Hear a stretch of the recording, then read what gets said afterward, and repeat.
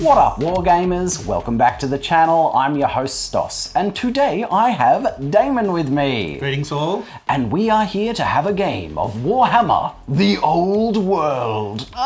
We're doing it. We're doing it. We're doing it. We are having our first game of Warhammer, the Old World. The Old World has made it to Rogue Element Gaming. So, I'm excited. I'm excited and very nervous. So, and today it is going to be 2,000 points of the Dwarven Mountain Holds versus the Beastmen Brayherd. Yes, very good. It's dwarves versus the unwashed masses. And yeah, we're going to be throwing down and having a crack at this new edition. So, stuff worth noting is that this is both of our first game of the Old World. I've watched battle reports, I've read the rules. But still, you know, going from 6th edition, which is the mainstay of my channel, to this new edition for the first time ever, whew, it's gonna be tough. But so expect some things to get missed, some rules to get flubbed. If we see, you know, obviously this is going to be a bit of a learning experience for the both of us. Yep. So if you see rules mistakes, guys, put it in the comments, please. Give me a page number, as always. That would be really, really helpful. But also, forgive us. Be kind. We're going to give it a crack and we're going to try and keep it as clean as we can. We're also going to just be playing on the old base sizes. So I have not yet invested in spacer trays and base adapters, and I'm not rebasing my armies. So eventually, moving forward, that's what I'm going to do. But for the first couple of games on the channel, guys, you're just going to be seeing them on the old base sizes. And because we're keeping it consistent across the two armies, it's not going to matter. You know, as need be, we'll math hammer some stuff if need be, stuff with templates and things like that. Yeah. If need be, we'll figure it out. But because we're still on the old base sizes, you know, both armies, it's not really going to matter. But yes, we're going to get to see all of that in just a minute. Now, if you are interested in supporting this channel, there's a couple of ways you can do it. So firstly, subscribe to the channel, like the video, put a comment in, let me know what you thought about this. You know, if you're new here, welcome to Rogue Element Gaming. If you're one of our old mainstays, hopefully you enjoy some old world content. This is pretty exciting. If you want to go the extra mile and support the channel in a financial way, consider becoming a channel member. It is our members that are allowing me to continue to invest in this channel. So huge thank you to all of my current channel members. Now, speaking of channel members, I've got a few new ones to shout out today. Hell yeah! So, coming in core choice, we have James Heinonen. I gave that a shot. I hope that's all right, James, my man. And coming in at rare choice, the rarest of shout outs, we have Aaron Campbell. So, James, Aaron, thank you so much, guys. Thank you so much for deciding to support this channel and what we're doing here. It's because of bosses like these that you guys get to see these videos.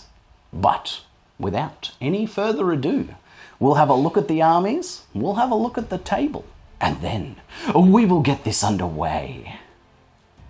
And here we have my 2,000 point list of the Dwarven Mountain Holds. Yes, for my first game of the Old World. All right, starting out with the general. We are being led by a Dwarf King Thorek Stonesplitter today. Because, you know, we're only going back, 200 years, and dwarves are long-lived, so... so it's just a younger Thorek. He is going to be armed with full plate armor and a shield. He's got 3 runes of shielding on his full plate armor, on his Gromril. And he's got a runic hand weapon, a Gromril runic hand weapon, with a single rune of striking, which gives him +1 to hit, and the master rune of Scalth Blackhammer, which means he always wounds on a 2+. So yes, a bit of a killy lord. He's going to have a 3-up armor save, re-rolling 1s for the Gromril armor rule, a 4-up ward save, hitting on +1 to hit and 2s to wound. There he is, the killy Thorek Stonesplitter. Alright, then we have a Rune Lord this game. Look at this, never fielded a Rune Lord. And this is going to be Thalgrim's Spellsbane. He is going to be armed with full plate armor, a great weapon, and he has a runic talisman with the Master Rune of Balance, which allows him to, once per turn when making a wizardly dispel, he rolls 3d6 and discards the lowest. So hopefully he's going to help, hold a little bit of that magic back. Alright, and then lastly, we have Thane Thorin, the Battle Standard Bearer, and, cousin to Dwarf King Thorek. He is going to be armed with full plate armor with the Master Rune of Gromril, giving him a 2-up armor save, and a runic hand weapon with a single rune of might, putting him up to +1 strength. Alright, let's move into the core. So, starting out, we have 10 Thunderers with shields and a veteran, 10 Quarrelers with shields and a veteran. We have 2 identical units of 19 Dwarf Warriors, heavy armor, full command, and great weapons. Yes. Moving into the special, we have a big unit of Iron Breakers, 23 of them with full command, and they have the Rune of Battle on the standard, giving them +1 combat res. We've got a bit of a smaller unit of Slayers than I usually take because of points. We've got 16 of them, 16 Slayers, and because they have the motley crew rule, I do have full command, and I've got 1 Troll Slayer, and I've got 2 great weapons in the unit. One on the usual Troll Slayers, and the Giant Slayer has a great weapon as well. So that's fun, a little bit of a motley crew, and because I've got 2 of them modeled that way, I threw them in. Heck yeah. Alright, moving into the artillery, we have a Grudge Thrower with the Rune of Reloading, which means regardless as to whether he's misfired or not, he can shoot every turn. Pretty spicy. And then lastly, we have the Organ Gun. No runes because it is still new technology and, the engineers won't touch it. And there it is, my first list for the Dwarven Mountain Holds for the Old World. That is it for the Dwarves. And here we have Damon's beautifully painted 2,000 point army of the Beastmen Brayherds. Alright, Damon, take us through it, mate. We'll start off with my Beast Lord. Yeah. He's unnamed at this stage. He doesn't deserve to have a name. We'll see how he goes after this battle. Not yet. But he's got the Chaos mutation of Slug Skin, which means he is a -1 to hit in combat, and that confers to the unit he is in as well. Gross. He is wearing the Blackened Plate, which is full plate armor, and gives him a 3-up ward save against flaming attacks, which won't matter in this game. No. And he's got an Enchanted Shield, which gives him a 6-up ward save against any non-magical attacks. Oh, okay.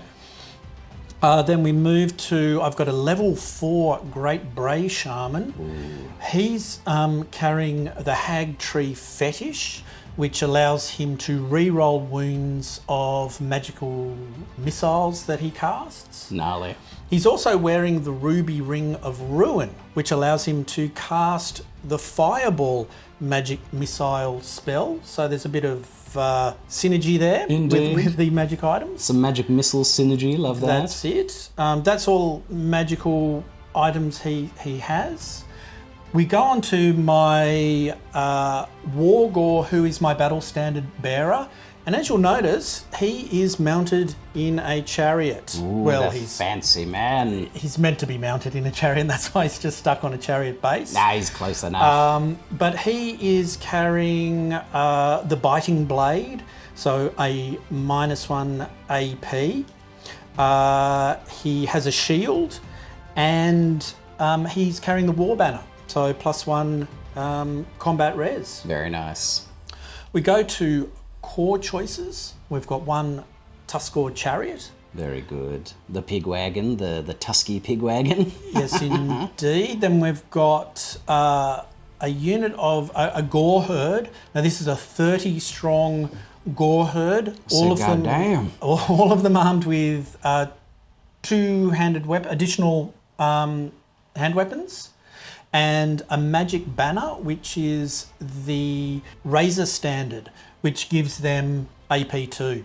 Oh, spicy. God, that's a big brick of unwashed boys. I am not looking forward to churning my way through them. / very much looking forward to killing every last one of them. We'll see. We've got a second smaller skirmishing herd. They will be in skirmish formation in this game. Just 10 Gores Very with nice. a champion. Double hand weapons as well? Double hand weapons as well. Lovely. Yeah. And just a champion. The other unit has full command, I forgot to mention. Very good. Then we've got 2 units of Warhounds, 5 in each, no upgrades. So they're just vanilla Warhounds. Nice, the bark dogs. Now we move into the special selections, and we've got 1 unit of 5 Centaurs. They are armed with cavalry spears, I should say, and javelins. Ooh. And they have a champion as the unit upgrade, and they are ambushers. Ooh, very nice. Ambush and cavalry boys. Gnarly. Then we've got 6 harpies. They're just straight harpies. You can't give any upgrades to them. Very good. Then we have the pig boys. This is a new unit for me. I've never got to play with them. So it's great to field these guys. Heck yeah. 3 Razor Gore. So cool. The gnarly pig boys. Or Pumbas, as they're affectionately known. Very good, the Pumbas. Lion King reference for those out there. Heck yeah.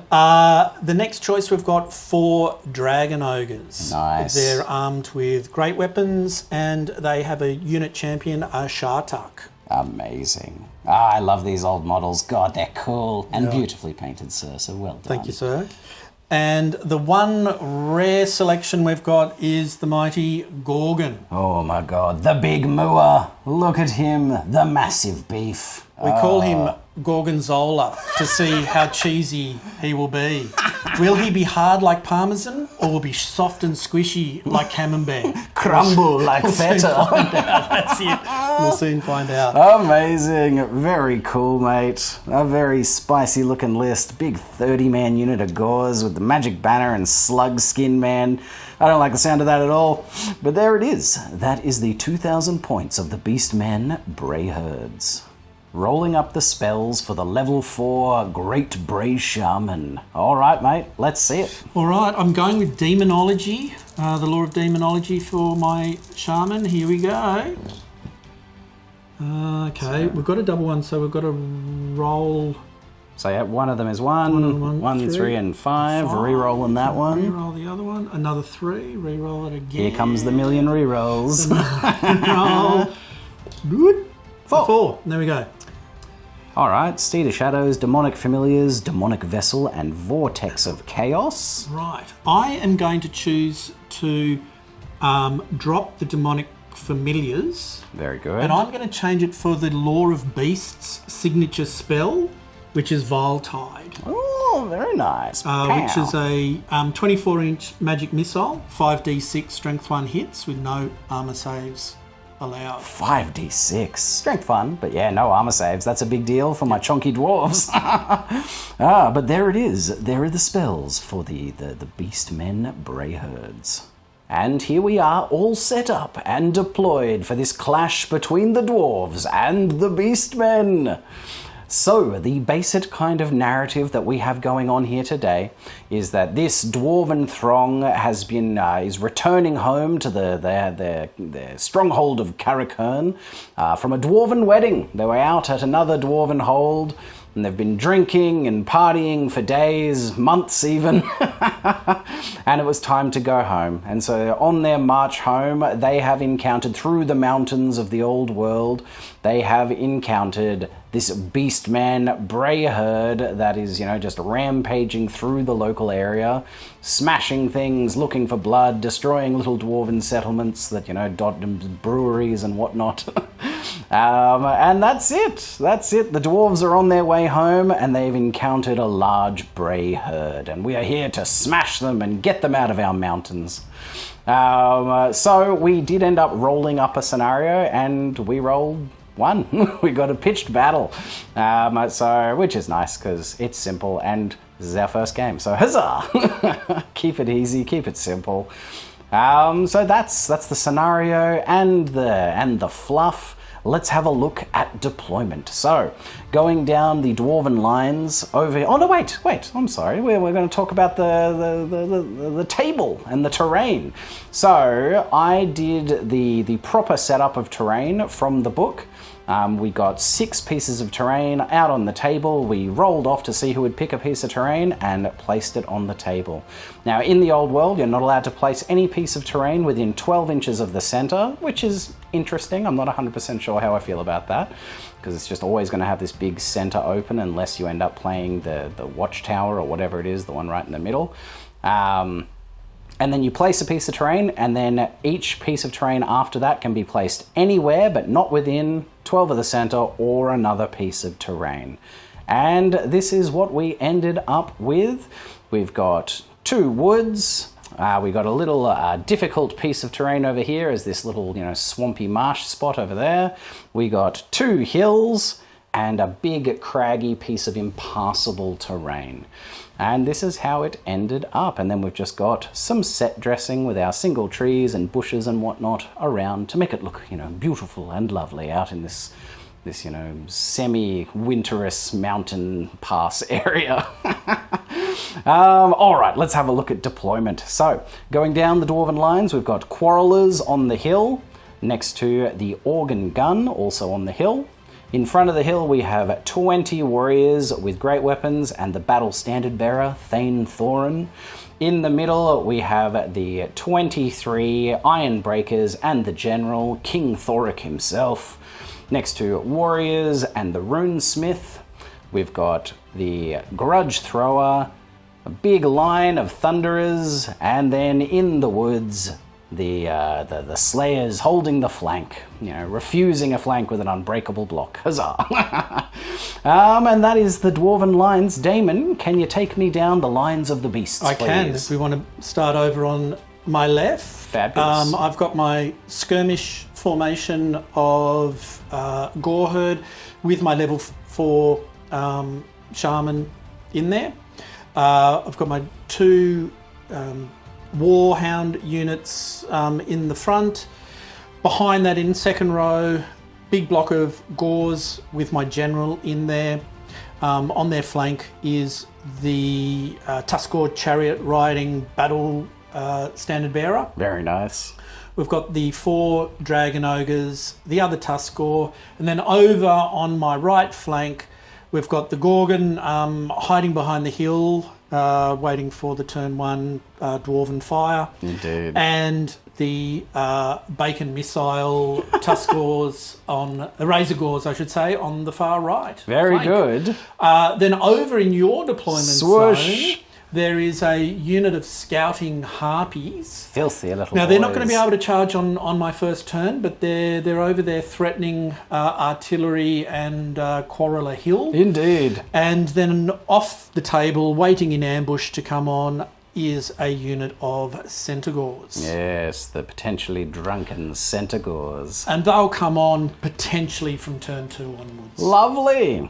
Lovely. There it is. There it is. We are set up to clash. This is deployment. This is the battlefield, and that was the narrative. All that is left is to roll for first turn. Are you ready, Damon? I sure am, mate. Good Absolutely. on you, bud. So the dwarves did end up finishing deploying first, of course. By a long way. Indeed, by a lot. We will be getting a +1 to this roll-off. All right, Damon, good luck. And Godspeed. I get a 6 to a 3.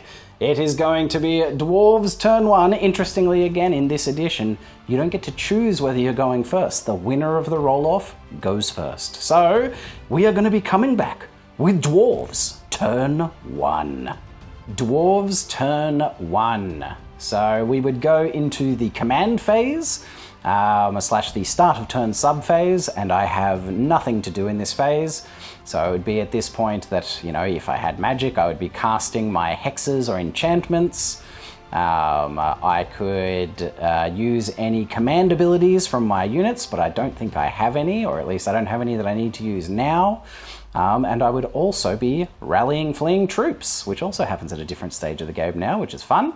None of those things are happening, so we move on to the movement phase. And the first step would be declare charges, and also at this stage, no charges to declare, no compulsory moves, so we go on to remaining moves. And as per usual, I'm going to be doing a before and after for remaining moves, so this is where everything is now. And this is where everything ends up. So I've just done a little bit of minor shuffling over here on the right flank. The Slayers have left the woods, just marching forward. They marched 4 inches because -1 for moving through the woods. And then after having a look at my ranges on my Thunderers, they were out of range, so they have pushed forward 2 inches and wheeled 1 to get some range on the dogs. And that's it. It's a cagey start of turn for the dwarves, because a lot of the time moving forward for dwarves is not very useful. So we're hanging back, at least for turn 1, and we'll see what happens in later turns. So that is the end of the movement phase. That brings us to a dwarven shooting phase. Yes, the dwarf phase, ladies and gentlemen. And this is all very strange, because usually I'd be cutting here to guess some ranges, but that's not a thing. So let's just shoot some stuff, I guess. Oh, this feels weird. So I'm going to start with my grudge thrower, mate, and unsurprisingly, it is going to go for the center mass of your gore herd, sir. Okie dokie. So it'll be going right or there. Fantastic. Now we can draw a line of sight to them through the gap in between your shaman and them, so it's not going to be shooting whatever it is indirectly. We can see the unit, so we can shoot it. We roll our scatter and artillery die to see what happens. So we need a direct hit.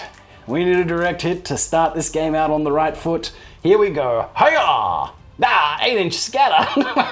All right, mate, let's see where that ends up. Basically, plonk. Head out over there. Yeah, landing in between everything, just over there. Lame. Not a good start from the old scatter and artillery dice. Something worth noting for my older viewers, there is no accuracy, no rune of accuracy anymore for your rock lobber, so there's no re-rolling the scatter and artillery dice or the scatter dice.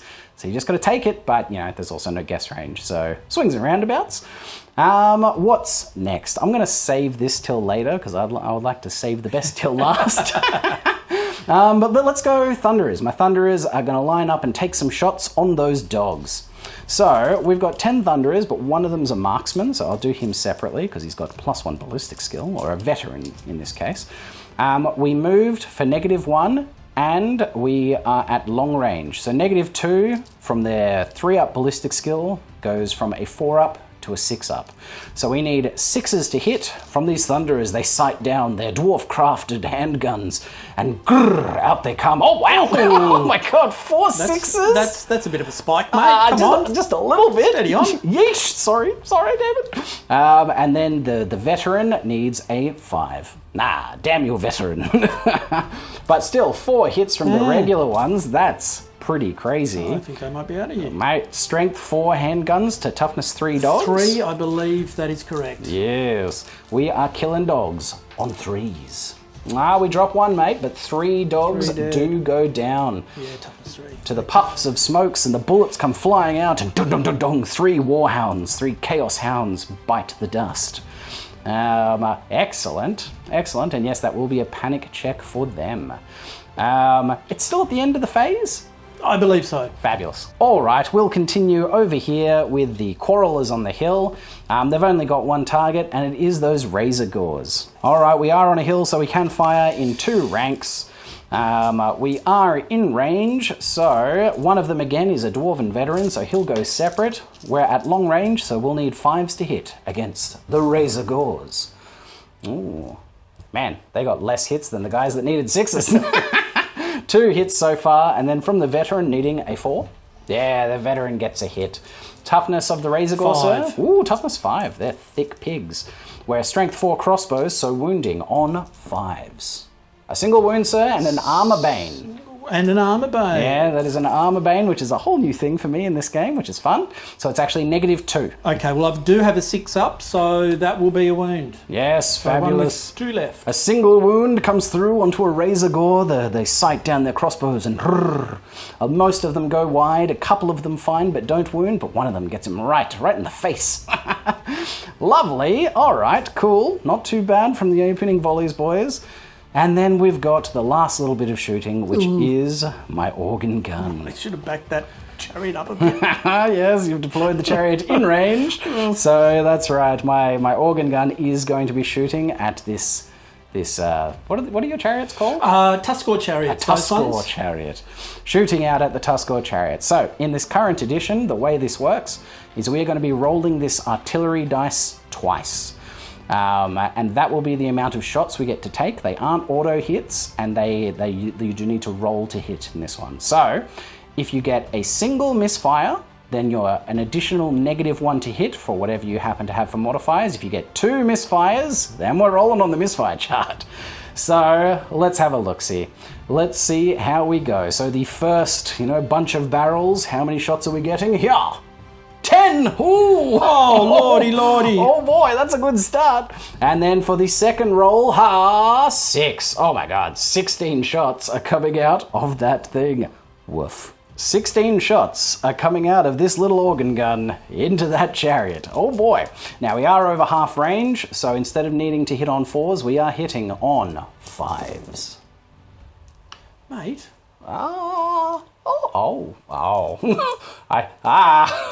That's a lot of hits. I'm sorry. 2, 4, 6, 8. 8 of the 16. That's half of them. Jesus. Oh boy. So strength 5, toughness 4. Toughness 4. All right.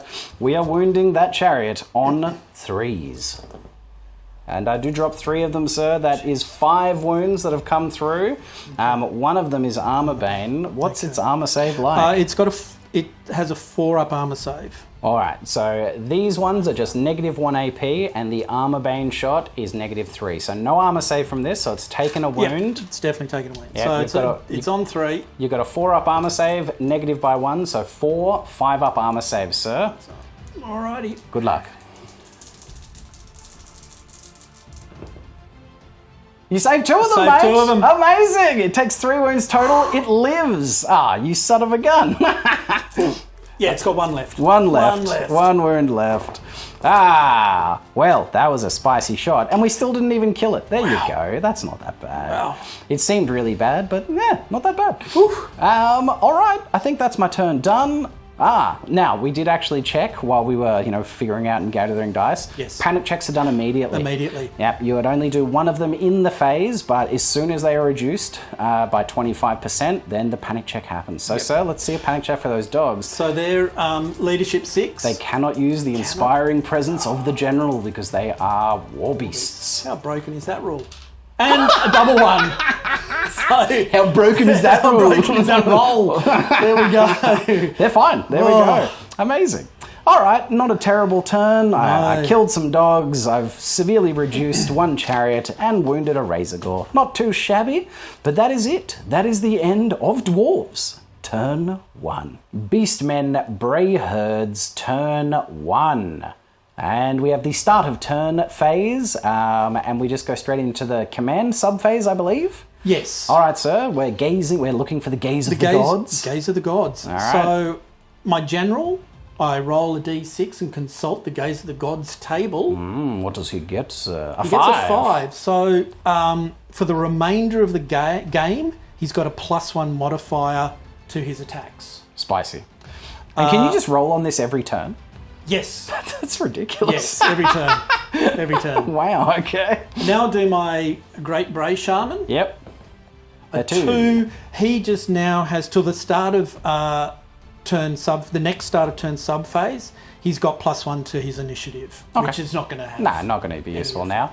But still, +1 attack for free for nothing is pretty great on your general. Exactly. Wow. That's not bad. It's pretty dang good. So that's it for my strategy phase. I do have an enchantment I could cast. Yeah. But it only affects this unit, so I'm not going to bother. Fair. All right. So then we move on to the movement phase, and you have a conveyance spell that you would like to cast. I have a charges to declare, I believe. Oh, excuse first, me. Yes, please. Charges to declare, and it will be the harpies over in the corner. Very good. Is going to declare a charge against your quarrelers. Very good. I'll hold. Because dwarves. we'll cough it. So we've measured this already. It's a 14-inch charge, and you have a what? 10-inch movement? 10-inch fly move. Is it 10? 10. Yep. Fly 10. Fantastic. Yep. All right. So roll your 2d6. 2d6. And I've got Swift Stride. Indeed, sir. So 10 plus there's the 14 already. That's a 14. And then adding an extra dice for Swift Stride gives you 15. Which should be enough to get a bunch of these models. All right, we'll move them in. And that is where they've ended up. We've had enough movement to get 3 of them into combat. Unfortunately, the Swift Stride roll wasn't quite enough to get the back 3. So 3 of them into combat and 3 ranking up behind. Very nice. And then we've got no compulsory, so we go on to remaining moves, and that is where we cast our conveyance spell. So from my Brave Shaman, he's going to cast Steed of Shadows onto this unit of the Goreherd. Indeed, it's big brick. A casting value of 9+. 9+.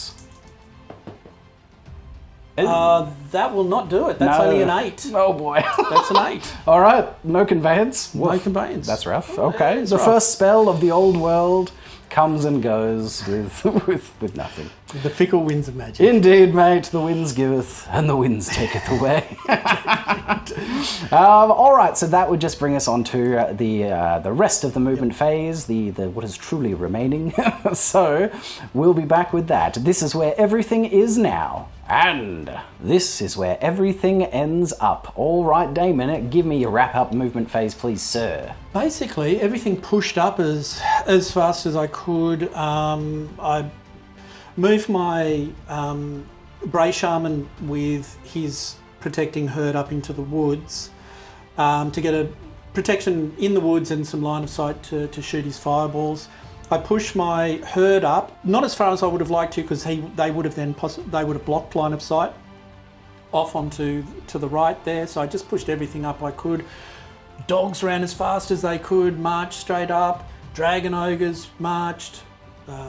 The other one wound left, Tuskor Chariot, the rickety on a chariot. Suicide mission to do whatever he can. Very nice. Gorgonzola came charging over the hill. Oh he's frenzied, so he's going to be he's going loping off into something. Oh gosh! And up with the little piggies on the right flank too, coming around to hopefully support the Gorgon. Hectic. Hectic, everything is right up in my grill already.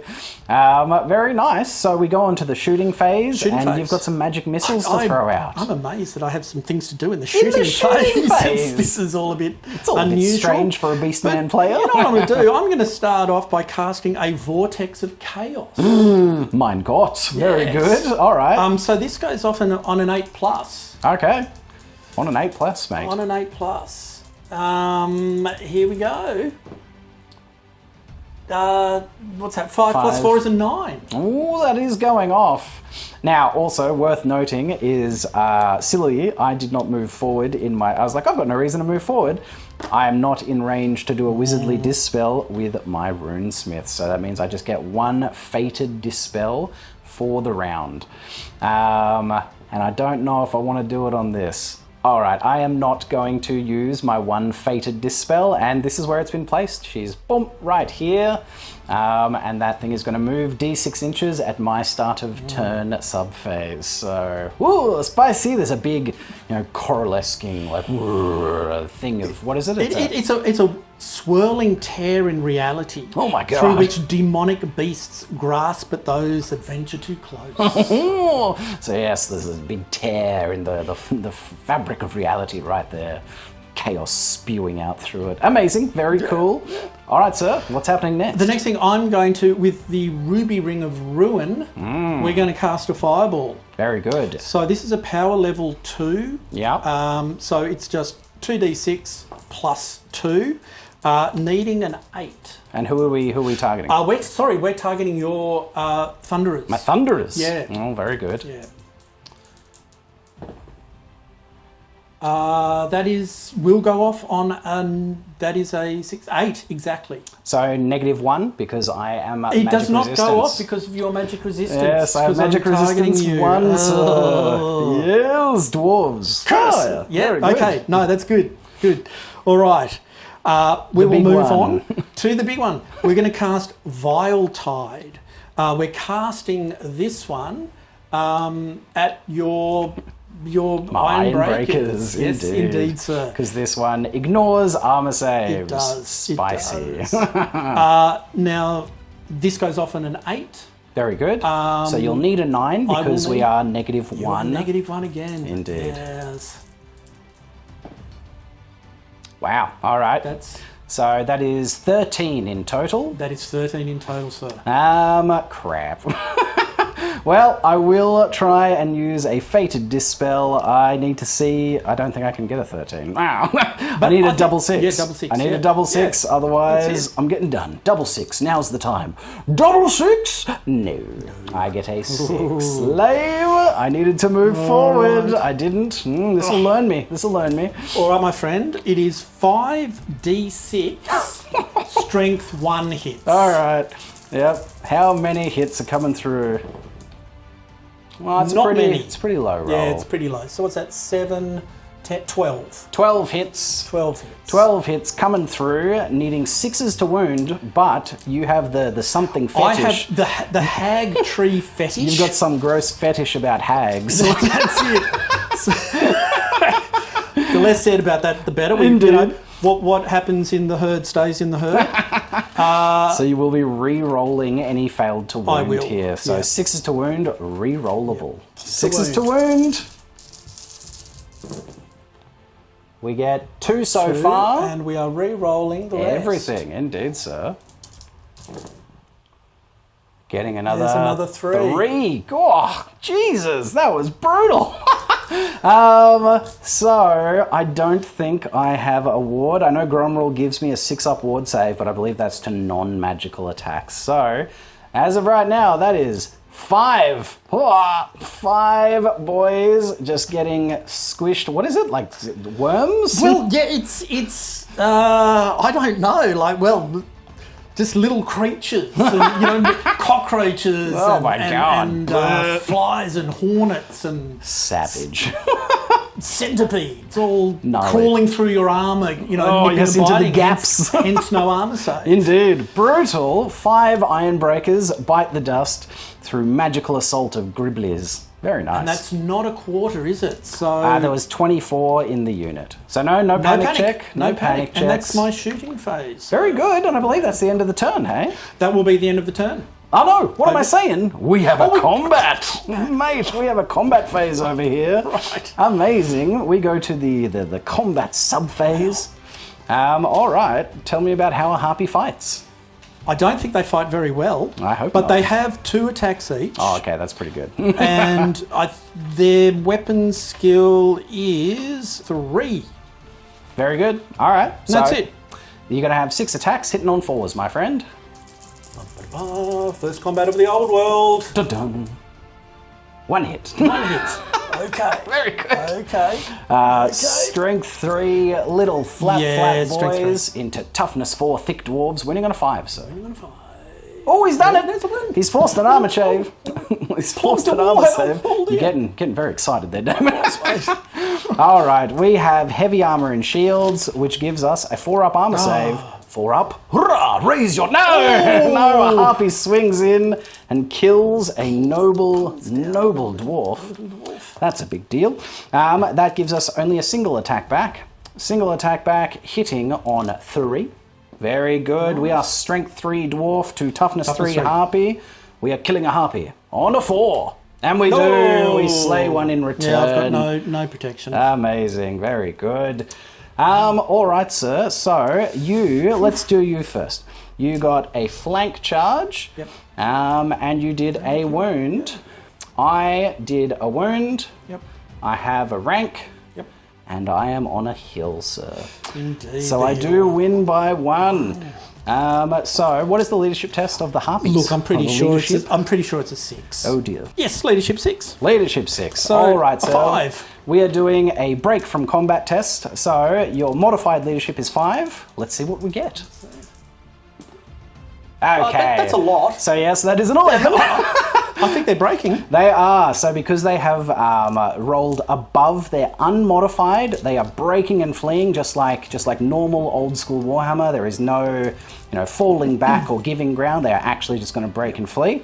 I am going to test to restrain because I don't want to go running off my hill. Not just yet. So we are leadership 9. Yeah. 10! Oh no!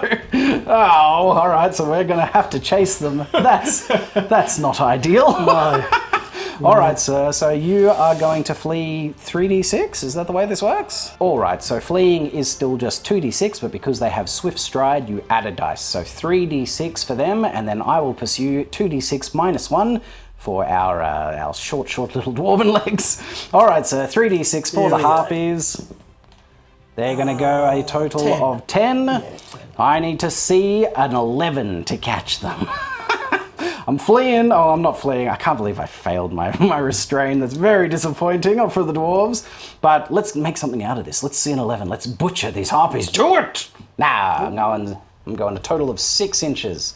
6 inches behind for our short little legs. We'll get this moved and we'll be back. And this is where it ends up with my bloodlust dwarves rushing down off their hill, trying to catch the harpies, which are just flying away from them. So, although the harpies didn't win their combat, they definitely achieved their objective of shutting down my shooters. Leadership 9. Boys, you disappoint us. They were just mad. They got, one of their good friends died, and they're like, come back here! And off they went, rushing off to chase them.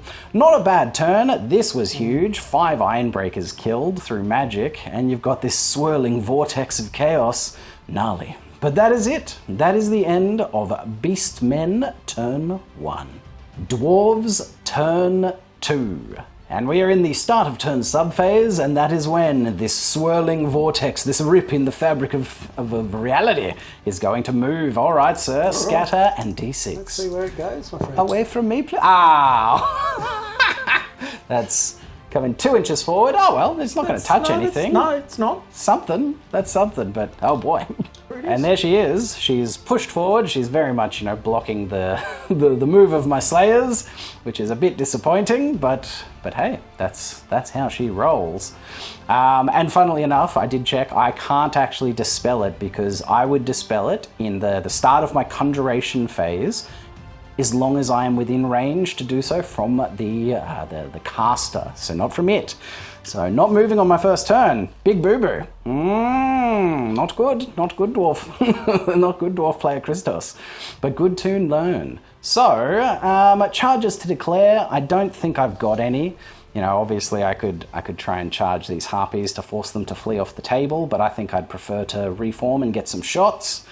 And with leadership 6, I'm hoping they're just going to keep flapping away by themselves. So, no charges. That brings us to remaining moves. So, this is where everything is now. And this is where everything ends up. All right, let's go through it. So over here on the left flank, we have reformed and redressed our ranks out into a line so that we can do some shooting. These guys did the barest little shuffle to the left, basically just trying to get off line of these guys so that if we get a big charge and an overrun, it's not going to go straight into that. That's the hope, but we could only shuffle a bit because we've got to keep things in battle standard bearer range. In the middle, my Ironbreakers and the warriors led by the Runesmith have all pushed forward, getting within 18 inches of his Bray Shaman, but chances are his Bray Shaman will just kite out of 18 inches and it puts me back in the same position. Super lame. Dwarves actually seem not very resistant to magic in this edition. Like, we get the -1 across the board, like, of magic resistance, which is good, but like, he kind of needs to stay in a unit because he's just a fighter, so having him running around by himself is not going to do much. And he's only ever going to have an 18-inch bubble, and they just need to stay outside that. And it seems weird, but stuff to learn. And then over here, my Slayers have wheeled and pushed as much as they can without walking into this swirling mess. So, That's it. That's it. I'm learning some lessons about movement and dwarves, and it feels bad, but that's how it goes. All right, let's go into another dwarf shooting phase. So I need these quarrelers to plink that last wound off that chariot, so that my other stuff can shoot at juicier targets. Now they have moved. It's over half range, so they're going to need 6s to hit. And it's, strength 4 to toughness 4, it's got a 4-up armor save. The likelihood is low, but if they do it, it's going to be glorious. So, quarrelers are going in. So we'll start with the veteran, and he is going to hit it on a 5. Yeah, damn you. And then the remaining 9 shots on 6s. Oh, I've spiked relatively high on the 6s, getting 3 of them. Nice, Fabulous. And then it will be 4s to wound. I need to see some 6s for some armor bane here. Yeah, I do get a 6 armor bane, sir. So that's -2. We'll have a single 6-up armor save. 6-up armor save, live or die. Chariot. Nah, we fail it. The final wound is plinked. We did it. Operation Kill the Chariot has been successful. Ooh, and we've got some panics. I think that would be a panic. We're going to have to check what, something being destroyed by shooting, whether there's a need for it to be at a certain unit strength or not. We'll be back to see where this panic happens, but haha, destroyed. All right, so the Gorgon is frenzied, so immune to psychology. The Dragon Ogre's also immune to psychology, which just leaves these dogs that are having to do a panic check. And now we checked, it is just as long as the unit was unit strength 5 or greater, it causes panic in friendly units within 6 inches. And chariots are unit strength 5 in this edition, which is heavy chariot, fun. yeah. Yes, heavy chariots are unit strength 5. So the dogs will be required to do a leadership test. Leadership 6, sir. Leadership 6. You've passed one already this round. Can you do it again? Nah. No. So they are going to fall back in good order. So because they are still at full strength, so if they were at 50% or less, they would break and flee like normal, but because they are above 50%, they will fall back in good order, running directly away from the nearest enemy unit. Oh, I love this. They're not running away from the thing that caused the panic, which is the destroyed unit. It's just the closest enemy that's not fleeing they're going to run away from, and directly center to center away. This is so lovely and clean, I love it already. So they will be running 3d6, sir, for their swift stride. Yes, indeed. Here we go. Woo! Woo! And they're going a full 13 inches. We'll get them moved and we'll be back. All right, so the dogs turn and flee directly through their friends. Now, usually that would cause a panic check in friendly troops that have been fled through, but they are immune to psychology, so there's that. Now, they automatically reform. Where would you like them? Thank you. So just anywhere, spin them. Yeah, look, I'm just going to to spin them basically back around the way they came, and we will try and rinse and repeat that. I don't know what we're going to rinse and repeat. That move up the field. Yes. So there we have our first fallback in good order, which from now on, I think I'm just going to call it fallback, because the in good order kind of muddies the waters weirdly. But essentially they fall back and rally immediately. So there we go, it happened. One of the fun new things from the old world. Let's continue with the shooting. Operation Kill the Chariot. Good work, Quarrelers. Well done, boys. You did it. Let's go round 2, Grudge Thrower. Yep. Into the center mass of them. Into the center. Let's. Of course. Good luck. Let's see. Can we get a direct hit with the Grudge Thrower? The boys sight it up. They've changed some things. They've used the pulleys and the cranks to pull it in closer. They're getting their eye in, and it's another 8-inch scatter.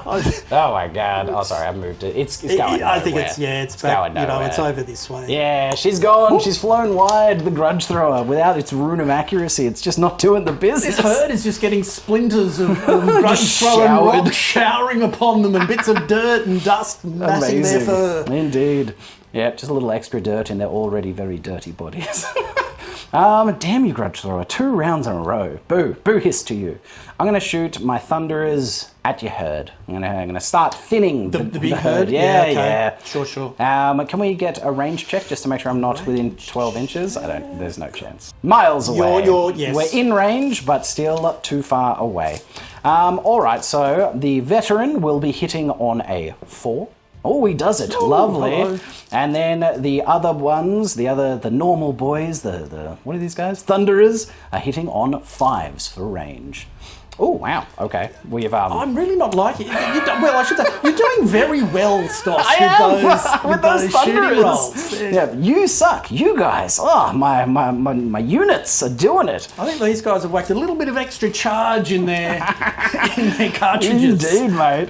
All right, so we are strength 4, toughness 4 gauze. Yeah. We are killing gauze on 4s. Ah, 2? 2. I have no armor. Very good. 2 gauze, blam blam, as they're coming, sprinting forward on their cloven hoofed legs. 2 of them, exactly, bray their way into the afterlife.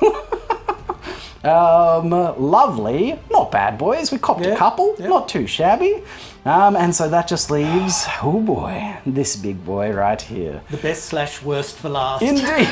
Depending on what side of the table. Indeed. Good luck. Thank you, sir. I don't know what to shoot at. The Razor Gores, the Gorgon, or the Dragon Ogres. You know what? I'm going to see if I can soften up this Gorgon a bit before it gets to me. I'm going to do it. He does, and he does have the regen roll. Ooh. He's got a 6-up regen. 6-up regen. Yeah. Son of a gun. All right, well, I'm doing it. I'm committing to the Gorgon. Here we go. So we're clunking it away. And again, it's going to be at 2 rolls of the artillery dice to see how many shots we get. The first roll. Hurrah! Ah, misfire! That's not good. So that means we're going to be getting an extra -1 to hit for any of the subsequent hits that come through, as long as I don't roll that misfire again. All right. Now just give me the 10, please. Ha! 2. Boo! All right, so we've gone from a very good showing the first turn to what it can be like. So 2 shots.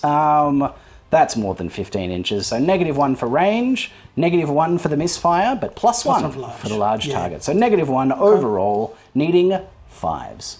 I get a single hit, sir. Nice. Strength 5 to toughness 6, winning on a 5. No, very good. So as you said, the best or worst till last. Yes, depending on which side of the table. Indeed, mate. And it can flip around that best and worst. Very quickly. Okay, not a great turn for me. I did get rid of the chariot. That was pretty good. Yep. Sending the dogs away, I think that's useful. Yeah, it's not bad. I'm not too worried about your dogs, to be honest. Well, I was looking at them as redirectors. Yeah, for sure. But that's not a Getting them out of my face is not bad. Yep. Right, that is it. That is the end of the Dwarven Mountain Holds. Turn 2. Beastmen Turn 2. Starting out with the start of turn scatter of this tear in reality. All right, mate, let's do it. Here we go. Where's it going to go? Back that way, please. Nose. Now, 6 inches this way. Yep. Looks like it's going through my poor Thunderer's balls. All right, so it has come swinging, boom, through the unit, and it would have actually stopped on top of them, but a vortex continues through until it is not touching the base of any model, so it's ended up right here behind the Thunderers, and they have been hit by this tear in reality. So they are taking, what is it? D6 +1. D6 +1. Strength 3. Ooh, spicy. 3. 3 hits, toughness 4, so 5s. 5s to wound. Not a 1. Nothing. No. Little demons grasp at them and swap them away. And patted some of their beards as it came through the shore. Not my beard, let go. Platting up a few. Indeed. Comes through and they've suddenly got plaits where there weren't any before. Yes. Amazing. All right, that could have been worse. Lucky me. So that's that done. Start of turn subphase. Yep. Command subphase. We're going to Gaze of Gods. Gaze of the Gods, indeed. So let's once again start with my Beast Lord. Yes, he starts braying and pounding his chest, seeing if the gods will see him. He's got a 4. Long tentacles whip from beneath the champion's armour to grasp their enemies. For the remainder of the game, this model gains a +1 modifier to their weapon skill. Oh my god. Like, is there a negative thing that can happen? What happens if you roll a 1? He's subject to stupidity. Okay, for the rest of the game or yes, for one for the turn? rest of the game. No, for the rest of the game. And if I roll that again, if you he gets a -1 to his leadership. So every time after that, you roll that. So there's a 1 in 6 chance that things go bad. Exactly. But there's a 50-50 chance you just get 3 stat increases. Yes, that's so it. Wild. Yeah, exactly. Do you want to gaze? I'm mate as well. Do you want to invoke the gaze of the gods? I am going to invoke the gaze of gods on the my shaman. He's +1 attack. The +1 attack. Amazing. I hope you're taking note of this somewhere. I am. Very yes. good. Yes. On the mind pad. Yes. Lovely. Sweet. All right, so that's the command That's the sub-phase. command phase, and we've now got a rally. So we'll pass the conjuration phase and move on to Rally our fleeing troops. Rally fleeing and Leadership 6? Leadership 6. Leadership 6, mate. Can they come back? Oh, they do! God damn it! Balls. That's ridiculous. God damn it. They just sit there. I don't think they can do. It doesn't matter. It doesn't matter. But there they are. Balls. I can't believe it. Leadership 6. Get out of here. Flappity. Stupid flaps. All right. Now we have declare charges, and we've got a couple. We have 2 charges to declare. One of them I must declare because the Gorgon is frenzied. So I must declare that one. And the Razor Gores. The Razor Gores are going to also declare a charge, both of them into your warriors. My warriors with great weapons. Indeedy. All right, now I will hold. I'll hold. You're gonna hold? I'm not going to flee. Nah, mate. I forgot you had reactions. It's not the Dwarven way. Okay. All right, so this is like a 13 or something. No, it's a 12. That's a 12-inch charge. And so he doesn't have Swift Stride, unfortunately. And he's movement 7? And he's movement 7. All right, mate. So we need to see a 6 or a 5. Oh, 4. So that means an 11-inch charge. That's going to be a failed charge for him. And then the Razor Gores. And they do have Swift Stride. So rolling. So you roll 2d6 and then an That's extra right, d6. 2d6. Take the highest and then add another d6. Indeed. Yeah. Thank you for that. No worries. So that'll be a 3, not great. So 7 plus 3 is 10 so far. And a 4. 14. So I don't 14. think that's enough. I don't think so. No. We'll quickly measure this up and we'll have a look-see. Yep. All right, and that is where the failed charges of the Psychor? No, what is this? A Gorgon. He's a Gorgon. The Gorgonzola. Yeah. And the Tuskors. Both of them just were up, but not quite making it, running out of steam as they approach the waiting dwarves. Lucky me. Lucky that they didn't make it. So that is the end of the charge sub-phase. There's no compulsory moves, so we go on to remaining moves. Now, are you thinking of casting a... what is it? The conveyance spell? No, I could cast it onto his own unit to get a Steed of Shadows. Indeed. But I'm not going to. I couldn't, and that's the only unit I can cast on because it has to be infantry. Yeah, and he has to be able to see And he has to be able to see. So with the new rules, interesting, has to be within that vision arc. That vision arc. So he can't see this unit, so he can't target them with the conveyance spell. He can't turn his head just to the right and look at that guy right next to him. That's right. He's very focused on what's straight ahead. Very good. All right. So now, hang on. It's not just about whether he can see. It has to be in the vision arc, right? Because he is skirmishing. In the vision arc. Yes. Because he can see them, but it's not within his arc. Correct. Yes. Okay. Cool. Correct. Vision arc. All right. So we'll go on to remaining moves. This is where everything is now. And this is where everything ends up. Now, before we go into the wrap-up, we've forgotten some things. I forgot one thing. Damon forgot something. They're all good, mate. So it is start of turn 2, so we have a reserve At the start unit. of turn, I should have rolled for my ambusher. Indeed. So on a 4+, it's supposed to have come in. He comes on. He does. 5, so he comes Fabulous. on. They can go to any board edge, placing the unit against the back of it, not within 8 inches. Not within 8 inches of an enemy unit. Correct. Yes. Correct. All right, and this is where they have ended up. So they came in just here, staying just outside of 8 inches of my grudge thrower, and then got to move to this position. You can't march. They came in skirmishing, and then boom, right there. All right, Damon, do you want to give us the rest of your movement phase wrap up, please, sir? Yes, we said we failed forward with the Gorgon and the Razor Gore on the right flank there. Indeed. The dogs, having recovered from their fright of the chariot getting shot to pieces, Indeed. they've just swung round to the right flank of the Dragon Ogres, who've pushed up just out of charge range of the Iron Breakers. Indeed. Similarly with the chariot and the big Gore herd. they've all just moved up, ready to make multi-charges very shortly.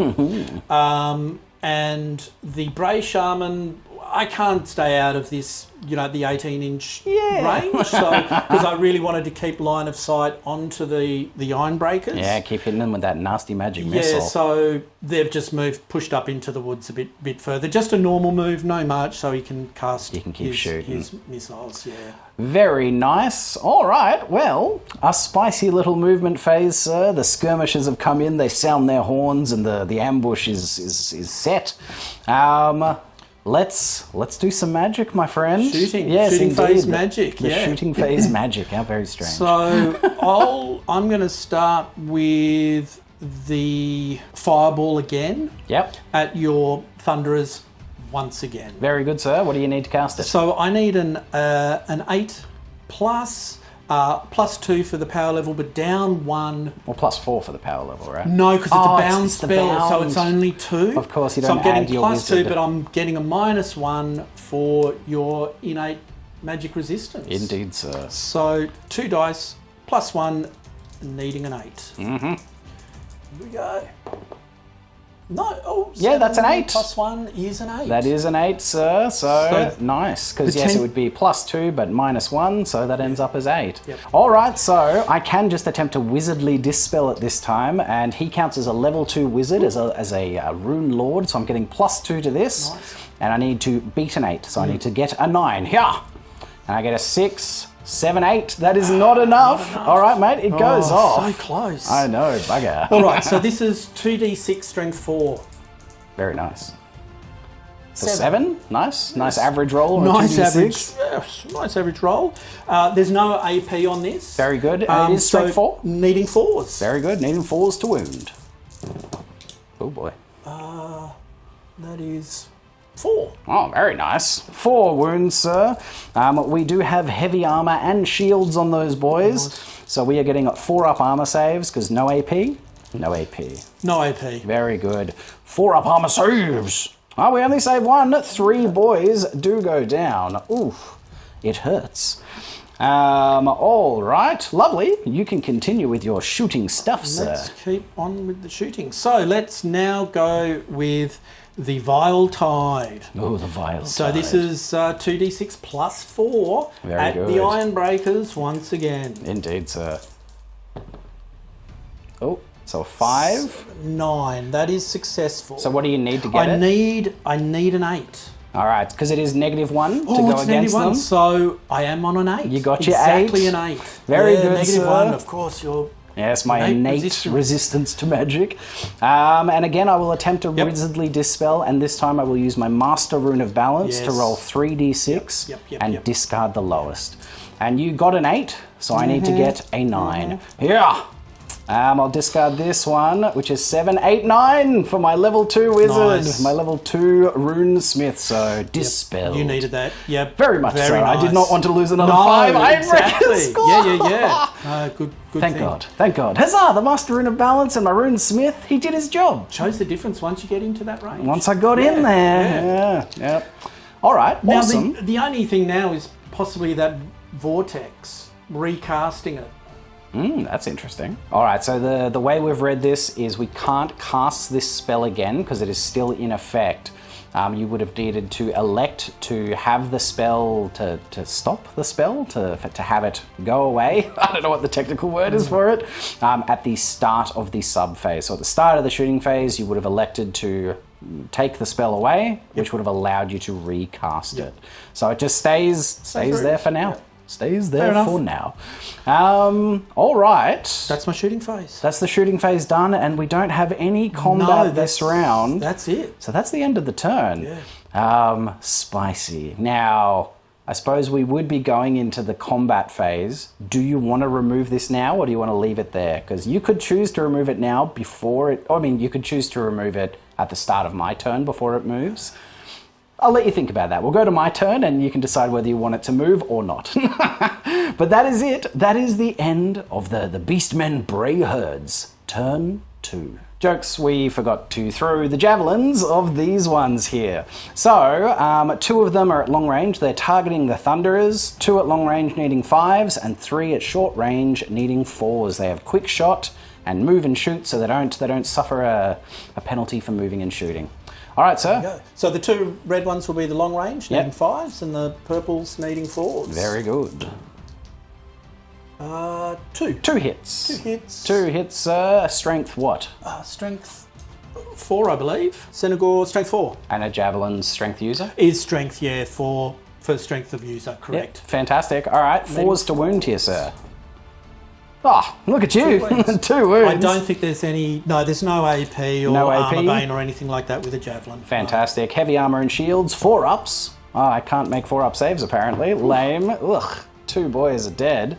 That's savage. We lost a lot that round, so that's going to be a panic check for them, because we lost a few from this and 2 just then. Or is it in every phase? Because that was in the start of turn phase. Yeah, so I had 7 guys and just lost 2 from the shooting phase, so I don't think that's a panic check. Now that's the end of the turn. That's Finally. the end of Beastmen. Turn 2. Dwarves turn 3. Start of turn sub-phase, and Damon is electing to stop this spell. I will end. The Vortex of Chaos. Very good, before it moves, because it's getting danger close to his lovely cavalry. Yes.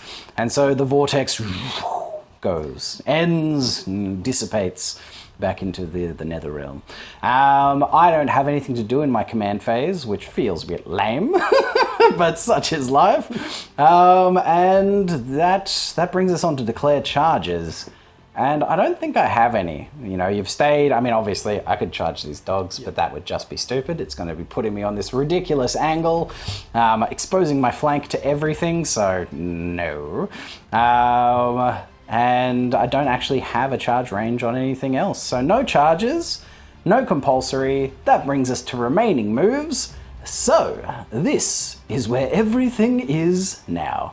And this is where it all ends up. All right, we've done some redressing of the ranks. My unit of great weapons have expanded their frontage, bringing me down to 2 extra ranks, but, you know, a wider front. My general's unit of Ironbreakers has done the same, brought a couple of boys to the front 2 ranks, giving me a wider frontage. These guys backed up an inch so that this unit has a bit of a more difficult charge. It was at just over a 9-inch charge, and now it's just over a 10-inch charge for them.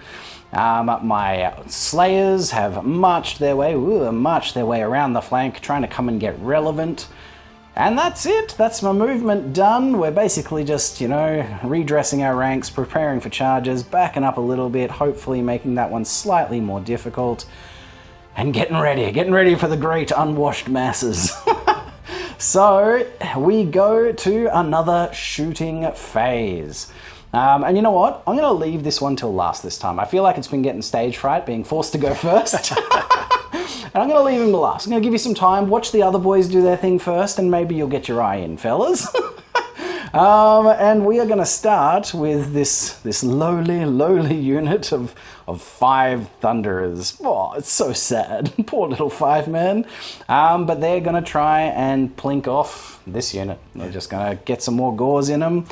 Could you see if any of them were within 12 for me, please, sir? Nope, all at long range. So we'll do the veteran first, needing a 4. Yes, well done, veteran. And the others needing 5s. Nothing. Ooh, they're shooting wide. They're you know, sad about all of their dead friends here that have been, you know, ravaged by a rift in reality and then stuck with javelins in the back.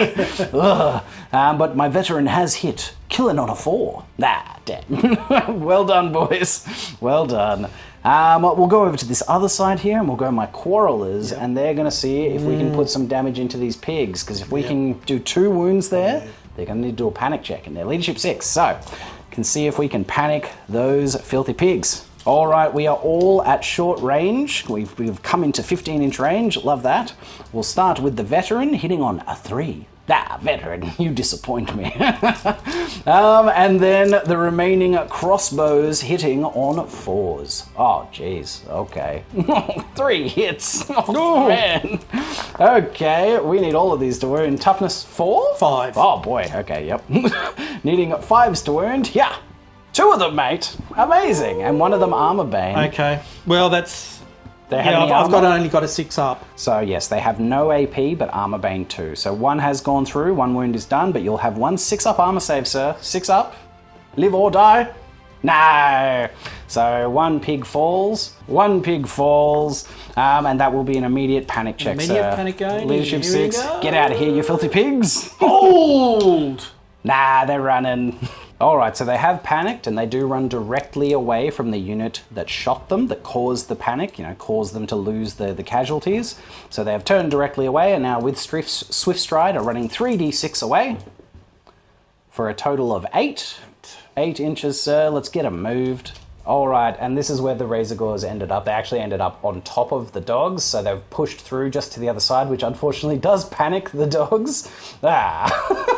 Now, actually, you do get to rally them in any direction now because they're falling back in good order. Where do you want them to face? Yep. Beauty, the Razor Gores rallying after they fell back right here, and now we need to do a panic check for the dogs. Again, leadership 6. Here we go. 5! They do it! Look at that! So they passed. War beasts. Amazing. You did it again, boys. You've been the star so far. They've just been getting the job done. Anything that I'm like, hey, I need you to do a thing, they do it. Well done. Love your work. All right.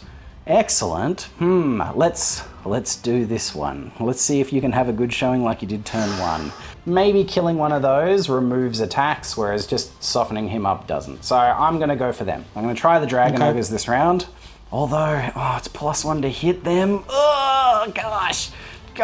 Nah, I'm going to do it. I'm going for the big boy. I can't make my mind up. I'm going for the Gorgon. Yeah, right. Going for the Gorgon. All right, let's roll these artillery dice. The first round of shots will be a 10. Oh, Damon. And that's a spicy meatball. That's a spicy meatball. Well then, David. And then for the second round, will be 2. So 12 shots in total. All right, we are within short range, so it's going to be 3s to hit here, which is pretty good. So 12 shots, 3s to hit. Ooh, I've missed 2. That's pretty good. So 4, 7, 8. What? 2, 4, 6, 8. That means I only rolled 10 shots. Let's roll another 2. Ha! Ah, very good. All right, that was my 12 shots done. And now it's strength 5 to toughness 6. I need 5s to wound here. I need a bunch. I need them all. Ooh, 1. That's very disappointing. 1 wound, sir. Does he have armor? He has 6-up armor. Well, I just got -2 armor bane, so it's -3 in total. But you do get a 6-up regen. 6-up regen. Here we go. Very good. A wound! A single wound! That was unfortunate. I should have gotten like 3 wounds then. Boo. Yeah. Boo! I looked at that bowl of meatballs. I thought they were really spicy, but when we started... No. Turns out they were dishing into it, underflavoured. Yeah, I needed a bit more. Indeed they did. All right. Now it's your turn, mate. It's your turn to be the star. Here we go. It's maybe your last turn of life, so this is your moment. Yeah. This is your moment to do it. We're throwing it again into those gores. Here we go. Can we do it? Can we do it? 10 inches off. That could hit something. All right, so the template has somehow managed to scatter off and end up right here on top of the champion of this unit, and he's also clipping either side. Now, we did encounter an interesting situation while figuring out how this is going to work. So because the champion can't get a lookout, sir, because there's not enough rank or file units, there needs to be a minimum of 5 rank or file units for you to be able to get the lookout, sir. But we've also got multi-wound models here. So I was like, how is this going to work? Because under the dot, it does D3 plus 1 damage. And if that doesn't kill him, the other damage that's hitting the unit shouldn't just be allocated towards him. But that means that we might have 2 pools of wounds here. So, you know, the remaining wounds of the champ and the remaining wounds of, you know, one of these other dragon ogres. So look, that's what we're going with. This is a bit of a weird little edge case. So what we're doing is any damage allocated to the champ is just for the champ. These other ones will be allocated to the unit. I'm just not used to having multiple wound pools for a single unit. Feels weird, but that's what we've got. All right, so after all of that explanation, let's roll these wounds. We've got one automatically in the hit pool, and then we've got 2 partials, and these ones come in on 4 pluses. So looking for 4 pluses, yeah. Oh, they're both both in the hit pool. Lovely. The water's fine. Indeed, get in the pool, boys. So we'll just start with the champ. So he's being hit with a strength 8 hit because he was under the dot. He's toughness 4? Yes, toughness 4. Toughness 4, lovely. Wounding on a 2. Moot point! No. Rolled the 1! Stop. Boo, grudge thrower. Yeah, that's lame. All right. And then the other 2 hits into the regular boys on 4s. No wounds. Oh my lordy lord. Good work, grudge thrower. You suck. It's not your day. Not your day. Wow. That's all right. It's not used to, you know, just being able to plonk the template, apparently. It needs me to guess and add my energy into it. Boo! All right. I'm feeling for you on that one, mate. Thanks, mate. Yeah, Thanks. That's unfortunate. Perfect scatter onto them. No wounds. Yep, you should. Lame. But all right, that's all right. That's the end of the shooting phase and the end of my turn. I panicked the razor gores, and that's it. Oh boy, things are looking grim for the dwarves, ladies and gentlemen. Looking grim, but let's see how we go. We're thick boys, we can fight. But that is it. That is the end of Dwarves Turn 3. Beastmen Brayherd's Turn 3. Thank you. Start of turn sub-phase. We've got nothing. Nothing. Command sub-phase. Let's have some gods gazing upon some goat boys these filthy goat boys. Seeing what they can do to them this turn. All right, my friend. So let's start with the Beast Lord. Once again, he's got some tentacles growing out of him. Yep. He's got some extra attacks. Amazing. And this turn he is... What? 2. He's got a +1 modifier to his initiative characteristic until my next start of turn sub-phase. Okay. +1 initiative this round. +1 initiative. Very good. And let's go on the Shaman. Bray Shaman. 2. Same Also thing. Initiative. Same thing. So that's not going to really have any effect. Probably not. And then declare charges. No sir. conjurations, no rallying, onto my declare charges. And we've got a plethora of charges to declare. Heck yeah. The Gorgon, who is frenzied, must declare, and he's going straight for your My warriors. Very good. My dragon ogres are declaring they're looking at some tasty iron breakers, and they're charging into there. Very good. And the hounds there, they are charging your iron breakers as well. Oh, very good. Hounds coming across to the iron breakers. Dragon ogres in as well. Then both my BSB chariot and my big herd are charging into your warriors. Your warriors. And finally, the Centaurs in backfield are charging your Grudge thrower. Grudge thrower. Very good. There's a lot of charges. All my boys will hold because hell yeah. Nice. Take the charge. Let's make it happen. All right. Let's roll them up, mate. Where do you want to start? We've got to roll. We've got to do things. I'm going to start with the Gorgon. The Gorgon, sir. So he's got movement 7, plus it's 2d6 minus, removing a dice. Let's see what we get. 7 plus 4 is going to be 11 inches, which will be plenty. Yep. Yeah, he's in. Dun, dun, dun, dun, dun, dun, dunk. Very good. In he goes. Where do you want to go next? Let's go with... This is basically a simultaneous Indeed, because charge. they're both charging the same unit. They're both charging the same, so let's go there, because I want to get the dogs out of the way. Makes sense. So I'll charge the dogs. They've got Swift Stride. I don't think they can fail. I shouldn't do that because Swift Stride is separate. Indeed. So 2d6, I would do that, they get and 4 plus and another then d6. roll the Swift Stride, and that's 5. So they've got 12. 12. 12 for them. Yep, just keep the dice marked near them 12, for me. good idea. So yep, Dragon Ogres. are getting a 3 so far. That'll be 10. So do they have Swift Stride? I don't believe Dragon Ogres do have Swift Stride. They do not have Swift Stride. All right, fantastic. So well, they got a 3. I think they're in. They're in. Yeah. They're in for sure with their 10. All right, move those 2 units in, mate. All right. Yeah. What's okay. next?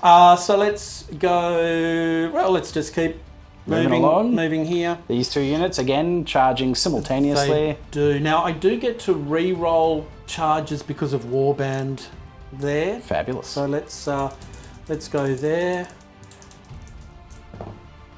Oh, 6. We don't need Yeah, they're in. That's a 6. Lovely. Just mark it next We'll to mark them. that there, and then the Chariot. Getting a 5. Does it have Swift Stride? Oh, does the Chariot have Swift Stride? Heavy Chariot? I wouldn't think so, but you never know. No, it does not. Okay. No. Fabulous. All right. So That may be a fail on the Razor. Maybe a fail on the Chariot, actually. it might be, because it's going to have to do a bit of wheeling and dealing. We'll work this one out, and we'll be back with that one. All right, so this was a tough one. We spent a long time figuring out exactly how this is supposed to work, and this is what we've ended up with. And I'm not 100% loving it, but I think this is as close to the rules as we could get. So basically, the situation was, for these guys to be able to make contact, they had a maximum of a 1/2 inch of a wheel that they could do and still make contact with the enemy. And that 1/2 inch back here ended them up somewhere like there, like, you know, just offset from this unit, which opened this little gap for this unit to be able to come into.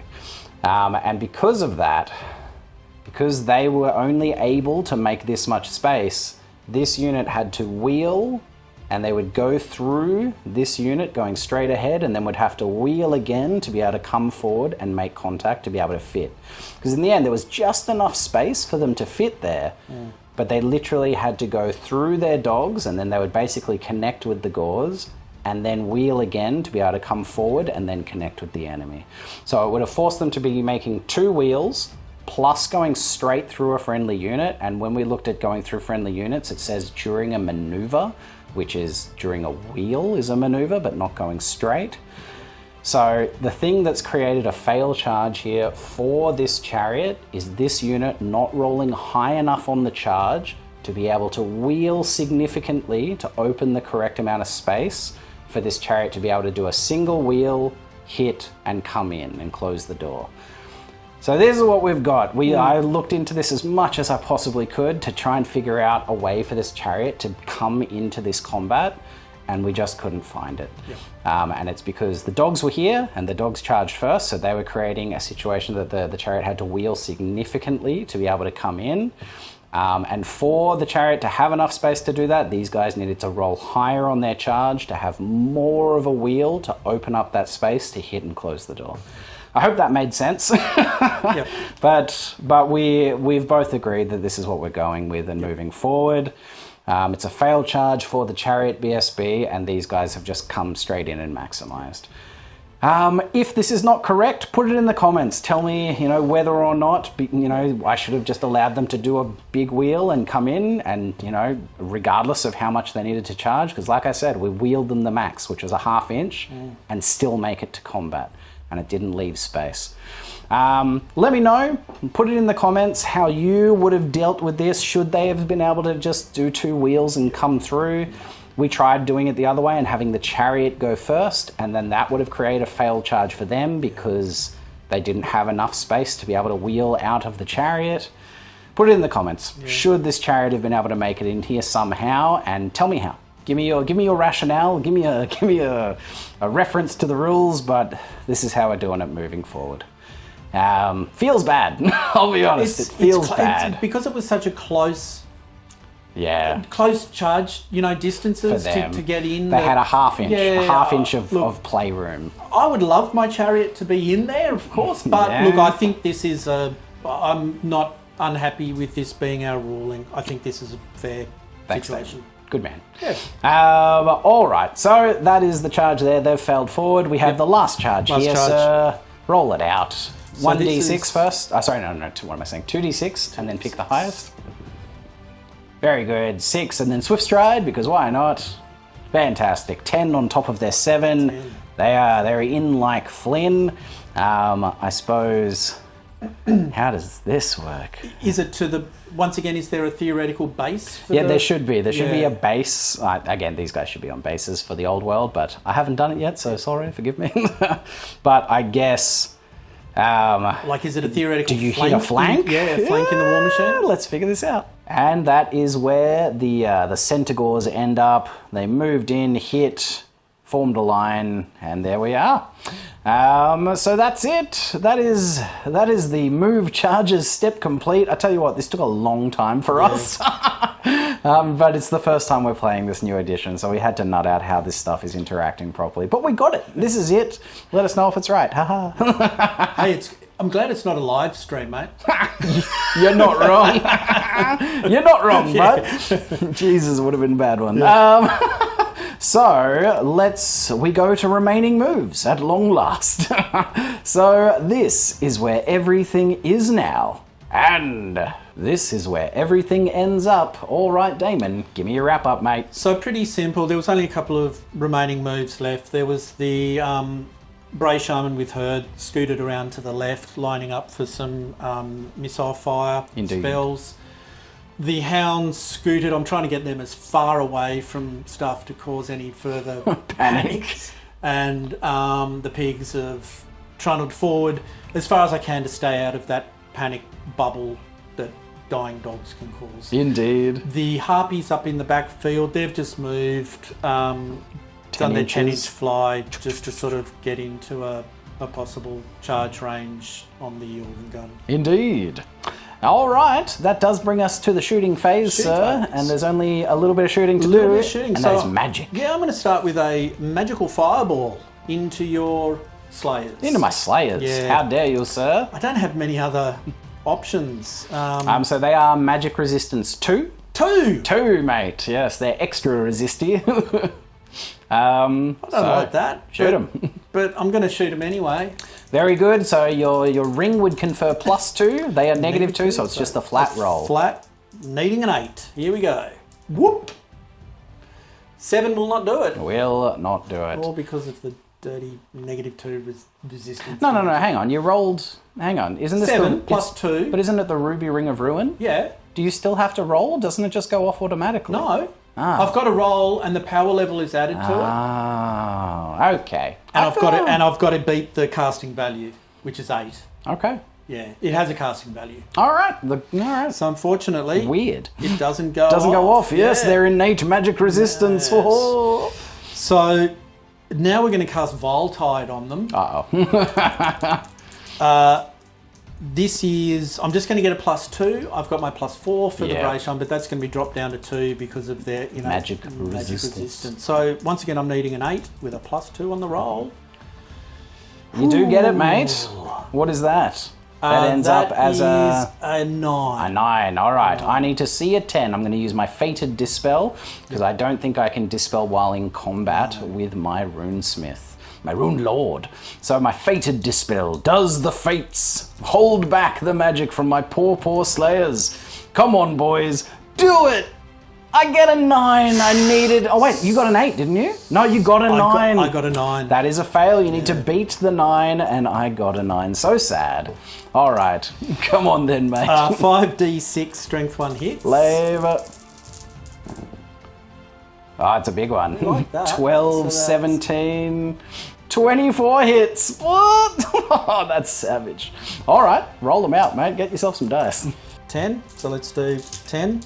Re-rolling. So strength 1, so sixes to wound. And re-rolling fails. Indeed, because you're fetish. Oh, wow. 4 in the first 10. 4 in the first 10. Re-rolling the slot. All right. Getting yourself another 2. So 6 out of the first 10. Now you need to roll another 14 dice. Another 14 dice. All right, the second lot, we've got 6 wounds so far. 6 dead dwarves. Very good. 1, 2, 3, and then re-rolling all of those because of his filthy fetish. Oh my god, this is brutal. None. Okay. Still, that is 9. You just killed 9 slayers. Wow. That is a gnarly spell, man. I'm like, what? Strength 1. I know. The fact that he can re-roll It's the hag wounds. tree fetish. That's a nasty little synergy. All right, I'll be removing 10 of those boys. All right, and that is how they end up after losing 9 of their friends to filthy, filthy magic. Gross. That hurt. All right, mate. What do you got for the last cast? A vortex of chaos. Oh, now. fabulous. Oh, lame. Needing an 8 with a +4. With a +4. Because I'm not targeting anything. Indeed. Boo. Yeah, very Goes good. off, and I wonder where that's going to go. I wonder where that's going. Boo. Sweet. That's disappointing. It is. All right, lovely. Well, that's the shooting phase done. It's time for combat, and we've got a lot of its glorious combat. Now, where do you want to start? Let's start with the Gorgon. Starting with the Gorgon? Let's start with the Gorgon. Ooh, baby. That's... Look at that Gorgon. Look at him. He's huge and beefy. He's slammed into the warriors, led by the battle standard bearer Thane Thorin. Oh, biggity boy. That's a big combat. We forgot Terra. Gosh, dang it. Oh, man. All right, so I'm just going to roll it out now. Leadership 10 from the general. Just please make it... Okay, yes, they made it. Lovely. Game state restored. We sorted the Terra test. We got it, people. We remembered. All right, let's do your Primal Fury, sir. Leadership 9. He's all good. So I'm re-rolling natural 1s to hit. Fantastic. I've got 5 attacks base. 5 attacks base. He has Frenzy, but because of his Blood Greed... his Frenzy goes up to 2 extra attacks. Rather than 1. Yeah, so I've got 5 attacks. Up to 7. So up to 7 attacks in total. Weapon skill 4. Very good. Weapon skill 4. Now, I've got a champion and my battle standard bearer. Okay. I'm going to throw 2 attacks at your battle standard bearer. Yep. 1 attack against your champion. 2 attacks against your battle standard bearer. Very good. Needing 4s to hit. 4s to hit. 2 hits. 2 hits. You Spice Lord. Strength what? Strength 6. Strength 6. Toughness 4. Toughness 5. So 3s to wound. Oh, AP 2. You son of a gun. AP 2. He's got a 2-up armor save, which means that goes to 4 up. Ha! I save them both. They clang off the Gromril armor. I was hoping for a 6 because he's got Killing Blow. Ooh, spicy. So let's go for the attack against your champion. 1 attack against the champ. Missing. And then re-rolling for your Primal Fury. Yeah. Missing. But Very good. 1. Fantastic. Very good. So now I've got 5 attacks against... Correct. Against the... No, you had 7 attacks and you've used 3. I've used 3. Thank you for the math. 4 attacks. There we go. 4 attacks. Against the unit on 4s. Re-rolling 1s. 2 hits so far. Converts to 3. Strength 6, toughness 4, wounding on 2s, sir. And Killing Blows on the wounds, isn't it? Yes. Yeah, okay. 3, AP 2? With 1 Killing Blow. 1 killing blow, but that's AP 2, right?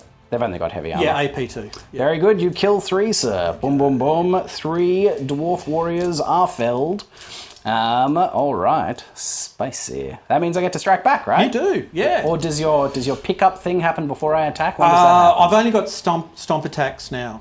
So he doesn't have a pickup? He doesn't have a pickup, no. I thought he could pick up and hit someone. That's in continuing combat. So not on the charge. Yeah, not on the charge. Okay. No, sir.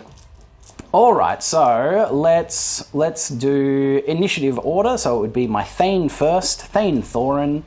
He's got 3 attacks. He is weapon skill 6 to weapon skill 4, which means he's hitting on 3s. Oh, he gets all 3 hits. Good stuff. He is strength 5 from a single rune of cleaving. No, rune of might, which gives him strength 5, toughness 6. Toughness 6. Wounding on 5s. Come on, baby, give me some. Oh, 2 of them, mate. Hello. At AP 1. Okay. Has he got a 6-up armor save? He has a 6-up armor save. Yep. So that's it? So he's got nothing. No armor save. Takes 2 wounds. He's got a 6-up regen. 2 6-up regens, sir. 1. Oh, he gets 1, so he takes a single wound, down to 4 wounds remaining, though that wound does count towards the combat res. And then I've got my champion. I can just do him with all of the other dwarves, they're the same. So 2 attacks from my champ. You killed 3 guys from the front rank, so that just gives me 2 more dwarves. So 4 attacks from the regular dwarves, hitting on 4s. Ooh, we only get 1 hit. That's not good. Wounding on a 5. Do it. No, no wounds. All right, that's the combat done, sir. Yeah. So let's do you. You did 3 wounds. 3 wounds, and I'm close order. So does that give you? That gives me 1. Gives you 1. Yeah. Very nice. I did 2 wounds, one of which you regenerated. Yep. I have a rank and a banner, and I am close order. So I win by 1, sir. Okay. I'm stubborn. Okay, so what stubborn means is that you, before rolling, you can choose to give ground. I will choose to give ground. Very good. So he's going to move back 2 inches. And you're going to try and restrain? I will, because that means I could maybe charge him on my turn. So I'll attempt to restrain on leadership 10 from the general. Very good. We will restrain and we will stay there. And you will back up 2 inches, please. Nice. Stomps. We forgot your stomps, mate. That's going to make a difference potentially. Come back in here. Let's get that stomp in. So D3 stomp attacks. D3 stomp attacks. Very good. For 2? 2. Ooh, nice. Strength 6. Very good. So just wounding on 2s. 2 of them. Any AP? No AP. That gives me 2 5-up heavy armor saves. I need to make 1 of these. Come on, make them! I make 1, but 1 man is killed, which does make us equal, which means I win because of my musician, which means it's exactly the same, except you killed an extra dude. So yeah, back him up 2 inches for me, mate. 2 again. All right, and there we are. He gave ground, pulling back as we beat him back because we're blowing this lovely little trumpet. He got startled by the dwarven trumpet and he backed up. And I still, I'm keeping my roll for having restrained from us so that I can charge him on my turn and swing at him and hurt him and stuff. I think he's in trouble now. I suppose. Yeah, we'll see. All right, where are we going next, sir? Let's go with the Centaurs. Yes, very good. Centaurs next. I think that's the right choice, sir. Yeah. Because if the Centaurs break this, they can overrun into the rear of my unit. And they then fight again. Which is disgusting. Yeah, it is. So yes, that is the correct choice. 6 attacks coming in to the grudge thrower, sir, hitting on 4s. Weapon skill 4. Weapon skill 4. Oh, mate, looks good. Looks like... They do have Primal Fury, but I didn't roll any ones. No, so it doesn't matter. That's not one about it. Very good. So 4 hits. 4 hits. Now it's strength +1 for a cavalry spear on the charge. And are they strength 4 base? And they're strength 4 base. So wounding on 3s, mate. Wounding on 3s. Strength 5 to toughness 4. Looks like 3 wounds. 3 wounds. Any AP? AP 1. AP 1? Yep. Oh, well, that's it, mate. You kill them. You kill them and destroy them. 3 wounds come through, destroying the crew, and the machine is removed. Now, panic for the Thunderers? Probably, yes, because a unit was destroyed. No panic check because it needs to be a unit of at least unit strength 5, so them being destroyed causes no panic in the Thunderers. Or, these guys are in combat, you don't take panic checks while in combat. All right, we're going for overrun. Overrun with these boys. So a normal pursuit move. So 3d6 because they got swift stride. So I'll do the 2. Oh, it's just all 3, so yes. there's not dropping any. So yes, a lot. So yep, they would just 14. Go straight forward, which means they hit, which means they just wheel in a line. Maximise, Yep, lovely. Smashing into the back. Oh, that's very bad. It's about as bad as it could get for me. Lovely, yay. All right. Which combat would you like to do next, sir? You want to do that one? Let's do that one. Lovely. Let's continue on. Would you like to declare a challenge with any of your models, sir? What have you got in there? You've got I've got my Rune Lord Yep. and a champion. Yes, let's bellow a goatish challenge to the dwarves. With who? With the big man on the rock. Very the Beast good. Lord. Yes, with the Beast Lord. There he is. Bellowing a goatish challenge. Love that. Yeah, look. I'll take it with my Rune Lord, mate. I got to give it a shot. Let's do it. Let's go. Right. Good. Rune Lord versus Beast Lord. Against Beast Lord. So he is, I mean, not that he's got that +1 initiative, so he's initiative 6. Doesn't matter.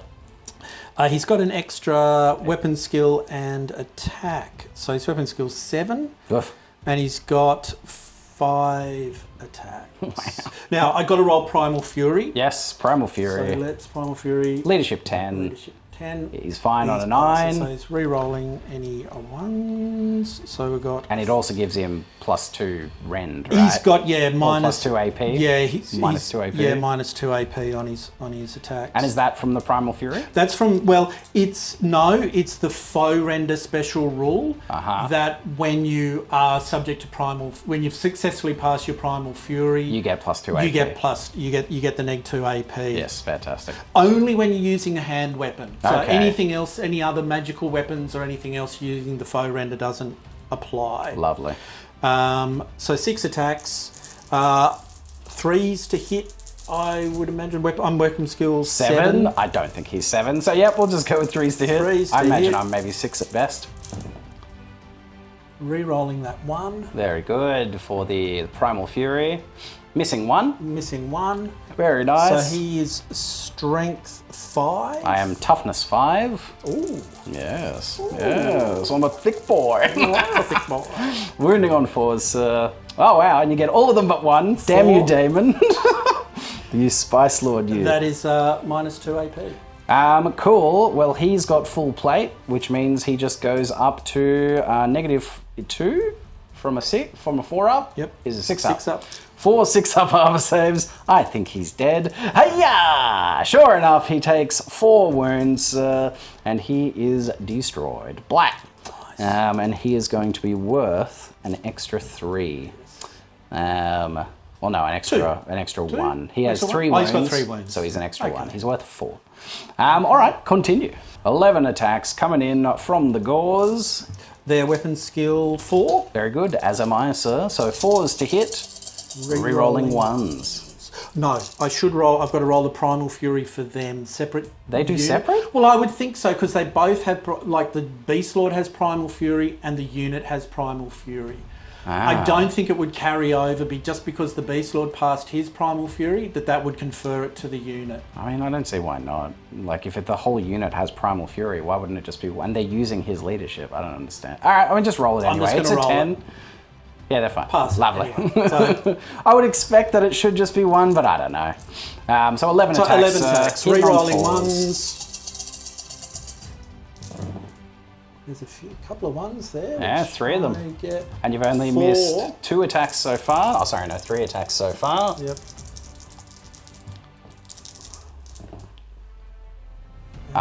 Yeah, converting 1 more. 1 more.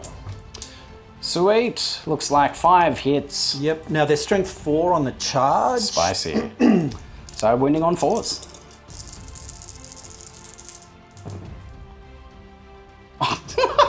And these are AP 2 because I have the Razor Standard. Ah, Jesus. All right, so no armor saves. You just kill 4 of them.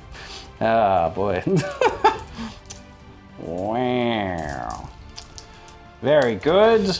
And then... Centaurs. 6 attack. I've got to roll... I guess I roll Primal... I don't know. Is it for every combat or is it in a turn? Ooh, or is it at the start of the combat phase? That's a good question. Primal Fury. This unit's combat is chosen during step 1.1 of any choose and fight combat sub phase. So I think it's at any choose and fight. Each, so to be for each of them. Yep, so we roll it again for the Centaurs. Yep, they're all good. Okay, so that's 6 attacks. Hitting on 4s. Re-rolling 1s. Oh, Jesus. God. You are rolling like fire this combat phase, mate. You're rolling like fire, and it's burning me. So that's 4, 5. 5 hits. Strength 5. Very good. Wounding on 3s. You fail 1. 4. Minus 1 AP. 6 up armor saves. Oh, I saved 2 of them. Hey, hello. Yeah. All right. 2 of them go down, though. Oh, boy. And now stomp attacks. Yes, good. All right, yep. 5 stomp attacks, strength 4. Yep.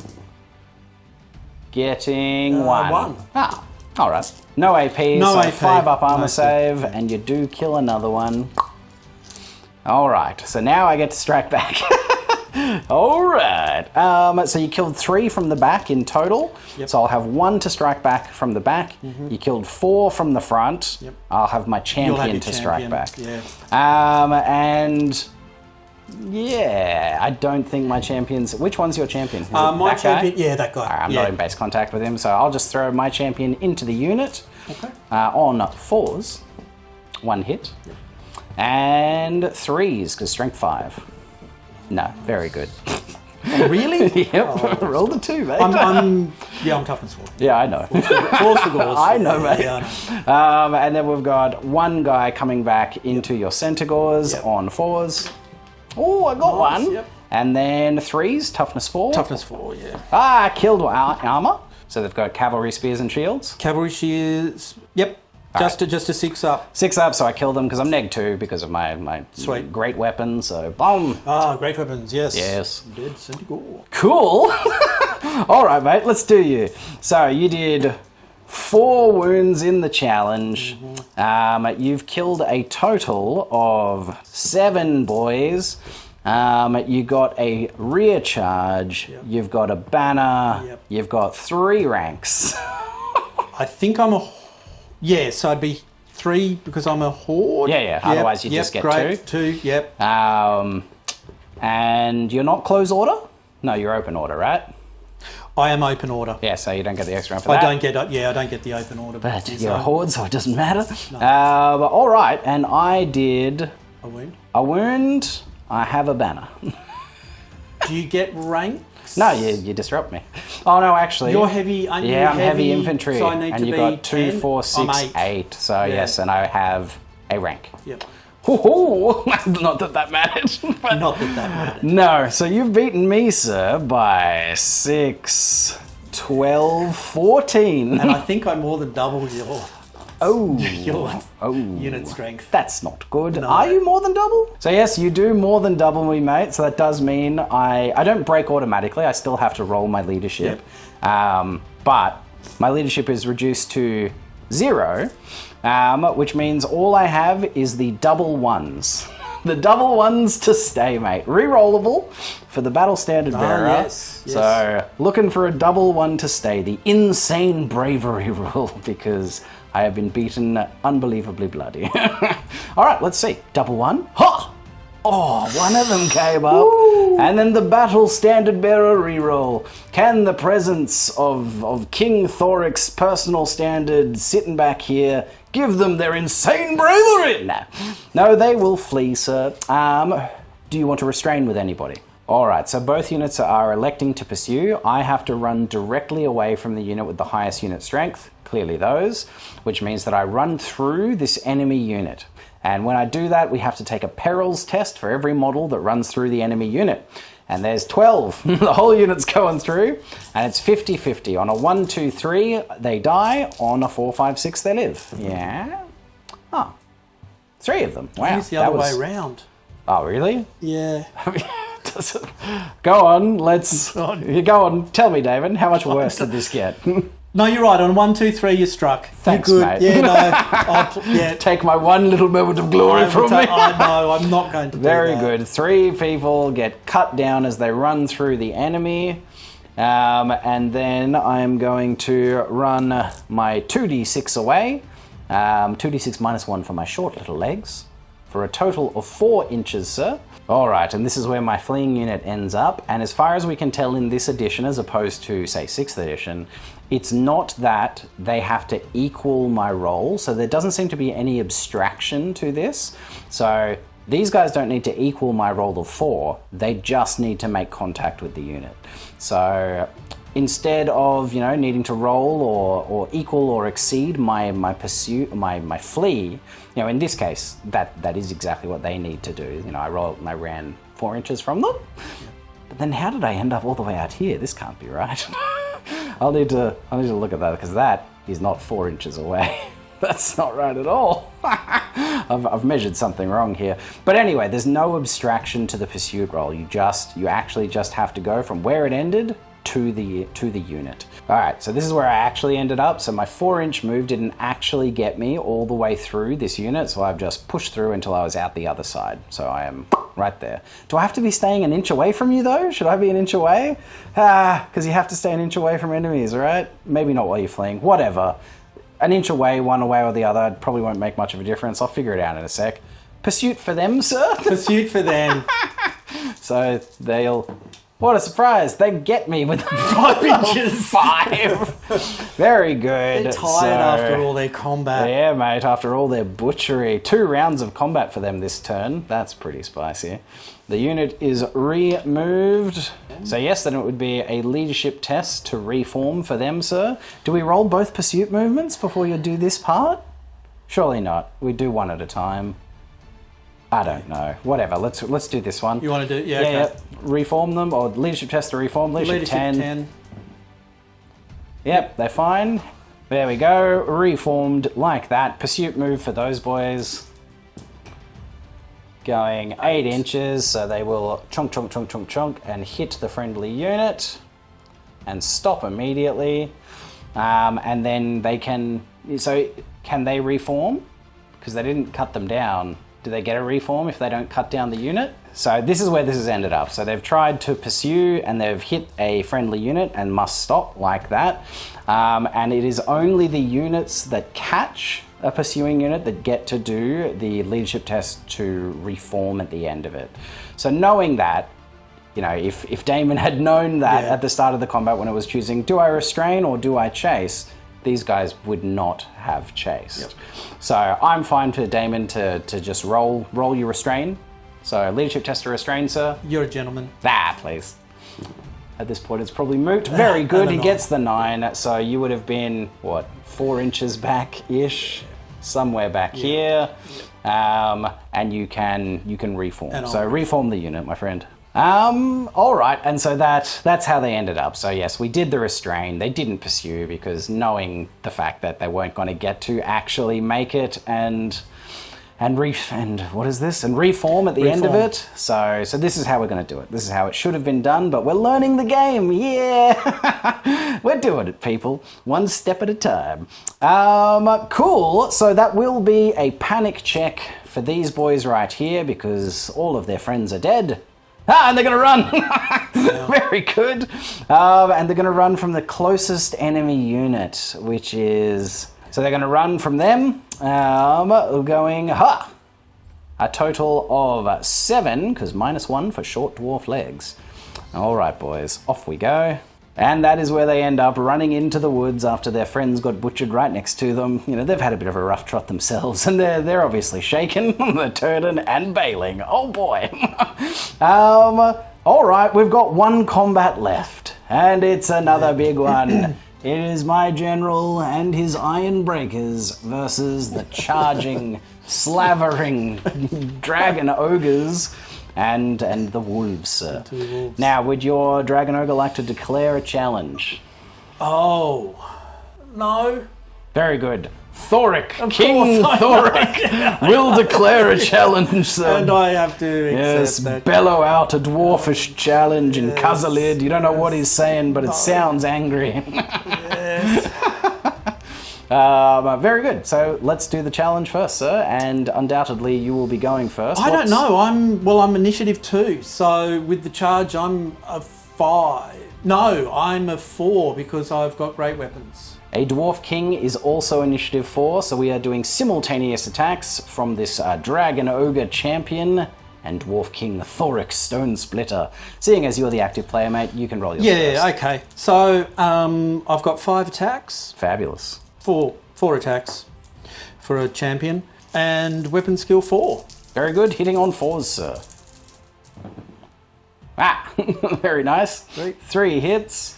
So I'm strength 7 with a great weapon. Ooh, and I am toughness 5, so you're still wounding on 2s. That's spicy. That's all 3. All 3 of them, that's, mate. AP neg 2. Now, I didn't roll any 6s. No armor bane. So, yeah. So, all right, just I need have full plate armor and a shield. It was 3 wounds, yes? 3 wounds. 3 wounds. Yes, 3 wounds. So that's -2, which gives me 5 up armor saves, rerolling 1s for the Gromril rule. Ha! Oh, no saves so far, and re-rolling 1s. Ah, save the re-roll. Nice. So 2 wounds have gone through, and I have 3 runes of shielding, giving me 4 upward saves. The wards. 4 upward nice, saves. Nice. The runes inscribed in his Gromril armor begin to glow and shift and glow and hurrah! And we save them! Huzzah! A bit of luck. A bit of luck for the dwarves. Yeah. That's nice. Yeah. So all of the attacks clang off his armor. So then he'll swing back. He's got 4 attacks. Okay. He's weapon skill 7 to your weapon skill 2. Weapon skill 4. Sorry. Weapon skill 4. Weapon skill 4. I have +1 to hit though from my rune of striking. So I'm going to hit you on 2s instead of 3s. Yeah. And I get them all. I get all of the hits. We also have the Master Rune of Skelf Black Hammer inscribed on our runic hammer, which means we always wound on 2s. Yeah! And we get them all. Amazing, perfect dice, 2s and 2s. But it's only AP -1, my friend. Okay, so I've got 3 up armor save. Yep. Which goes to a 4 up. Sorry, how many wounds? 4 of them, please, sir. I need to save 1 of them. I mean, it's just to keep him alive. All right, yes. Just to keep him alive. Yeah. I mean, I'm sure you'll save a bunch. And indeed, you saved them all by 1. How about 3 of them? So a wound goes through. Spicy. Where's those red die? There they are. So he's got 3 wounds left. On the champ. Rough. Yeah, the lack of AP. I was like, yeah, hitting and wounding, but AP 1? All right, sir. You can go with the rest of your things. My Warhounds, they'll be initiative 6. All right. Throw them in. So 2 attacks, weapon skill 4. Hitting on 4s. Do they have anything special? No, they're just useless. They get a hit. Lovely. And strength 3. Tough 4, winning on 5s. Oh, there we go. You son of a gun. There's a wound. Come on, mate. But no AP. Very good. We have full plate and shield, which is a 3 up armor save. We do save it. It clangs off the Gromril. And now the big boys. So then they have 3 attacks each. So that'll be 9 attacks. Yeah. Hitting on 4s. Yeah. Oh, very good. 4 hits. Strength 7, wounded on 2s. Very good. All of them wound. -2 AP. to their 3 up armor save for full plate and shield. Gives them 5 up armor saves. Come on! Oh, I save 1. So 2 are going through so far. Rerolling 1 for the rule of Gromril. No, so 3 going through.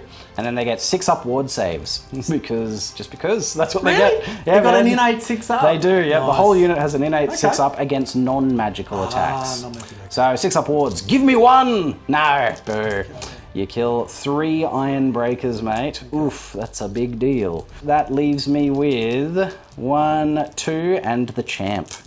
So 2 boys and the champ, the Iron Beard, as he is called, swinging back. I will put one of them into the dogs because killing a dog, I need to get some wounds here. You know what? Actually, I'll put these 2 into the dogs. That's the way to go. 2 into the dogs, and then just the champion into the unit. So 2 into the dogs on 3s. Ugh. Getting 1 hit and 3s. Killing a dog. And then 2 attacks into the unit from the Iron Beard on 3s, because he's got weapon skill 5. And strength 4 to tough 4, wounding on 4s. A single wound, sir, at AP -1. So a 4 up armor save. 4 up armor. That. Boo. All right. Stomp attacks. Oh boy. So your stomp attacks are going, one of them's going into the challenge.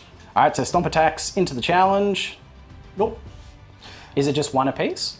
It's 1. It's... Surely they'd have more. It's stomp attacks 2. Okay, so one of them misses, and or one of them doesn't wound because they hit automatically. They hit them, so neither of them. Oh well, that's a No, that's strength 5. Yep, and I'm toughness 5, so no wound. No wounds there. And then another 6. 2, 4, 6 stomp attacks into the iron breakers, wounding on 3s. That's all of them. All of them? Jesus, David! Gosh damn it! Why are you so mean? Why are you so mean? It's a dragon. Like, Oh my wasn't God. me. Oh yeah. I had nothing to do with it. You're right. Why are they so angry? All right, so I will just have my 3-up armor saves against them because 3 ups.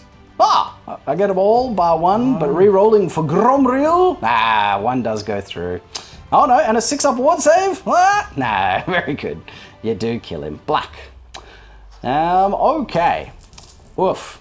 Oof, oof, oof. Yeah, okay. So you got 4 wounds, and that's it. I got 2 wounds. I've got a rank, a banner with the rune of battle on it. So I do win by 1, sir. Win by 1. All right. Who's going to take the leadership test first? Well, we'll do the lowly dog that's down to... So down to leadership 5 for the dog. Run away. It did. Stupid doesn't get inspiring presence or whatever it is. Yes, he will run. Only just. Yep, breaking and running. So he's going. Very do good. I do the whole? We do it all together. Yeah, and then the break check for them. Presence. Leadership 10, So negative down 1, leadership 9, re-rollable for the battle standard And I bearer. get an 8. They're fine. This leadership 10 Beast Lord is a bit ridiculous, I'll be honest. All right, so they're going to hold, dog's going to break. Dog's going to break. Run the dog away. He's going lots. Wow. He's going 13. 13 through inches. my chariote. Chariote.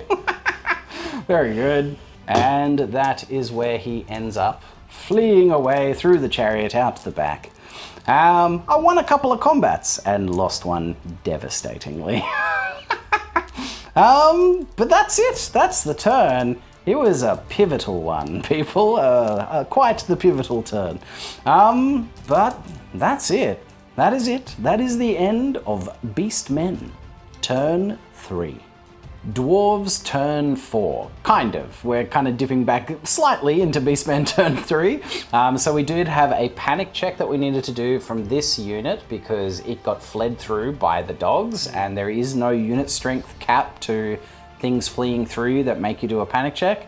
And we forgot that they actually needed to get pushed back 2 inches because they lost combat, and then I had to choose whether I was going to restrain or follow up. So I'm not sure what would happen first. That's at the end of the turn, right? It's at the end of the phase, or is it immediate? I think it's immediate. All right, well, let's do that. Sure, let's do a leadership 10 a panic check for that chariot. Yep, they're fine. And I ummed and ahed a little bit about following up, but I think I'm going to restrain. I'm going to attempt to restrain and reform and basically just turn to face everything so that I've got everything in my front arc. Because, that might give me a turn to shoot some stuff, and also because I don't think just being there is going to be as good as keeping stuff out of my flanks and rears. So, attempting to restrain, a leadership 10. Very good on a 9, so I will. Yes. All right, and this is how my dwarf unit has ended up after they have restrained and reformed, putting themselves just like that. So, start of turn subphase. First thing that happens is this thing moves. Move your vortex, sir. Where does she go? It's going to go through the unit for sure. 4 inches out that way. Yeah, you measure up. Ending up right there. All right, sir. Roll the deeps. So it is... D6 plus D6 1. plus 1, strength 3. 6. Boo hiss, David. Boo hiss to you, sir. Strength 3. Wounding on... killing on 5s. 5. Indeed. 1. Bomb, the man in the back rank is dead. Very good. And then it will be declare charges. Let's declare some. I'm going to do some. This unit over here with my Thane is going to charge the Gorgon. And they will need to do a leadership test to do that. Leadership 10? Yes. Leadership 10. And they failed it. They failed it. And he's a terror causer. Yep. So does that mean they flee? I think they flee, mate. They've tried to charge him and instead they flee? I think... What is this game? This is ridiculous. Yeah. Must flee. They flee. All right, they're going to flee at 2d6. Oh, no, hang on. A unit that causes territory. Oh, no. Oh, no. I don't think if you want to charge, you need to make... All right, so yeah, there is no test to charge a Terror Causer. Now, a Terror Causer also causes fear, but the fear rule only kicks in if the enemy outnumbers you. So if this outnumbered my unit, I would have to do a leadership test, and if I failed, I couldn't charge, just like this. But Terror doesn't have that same rule. It's only for fear. So there's no test for me to charge this giant terror-causing behemoth. Feels wrong, but all right, that's the way it works. So I do just get to charge, hooray.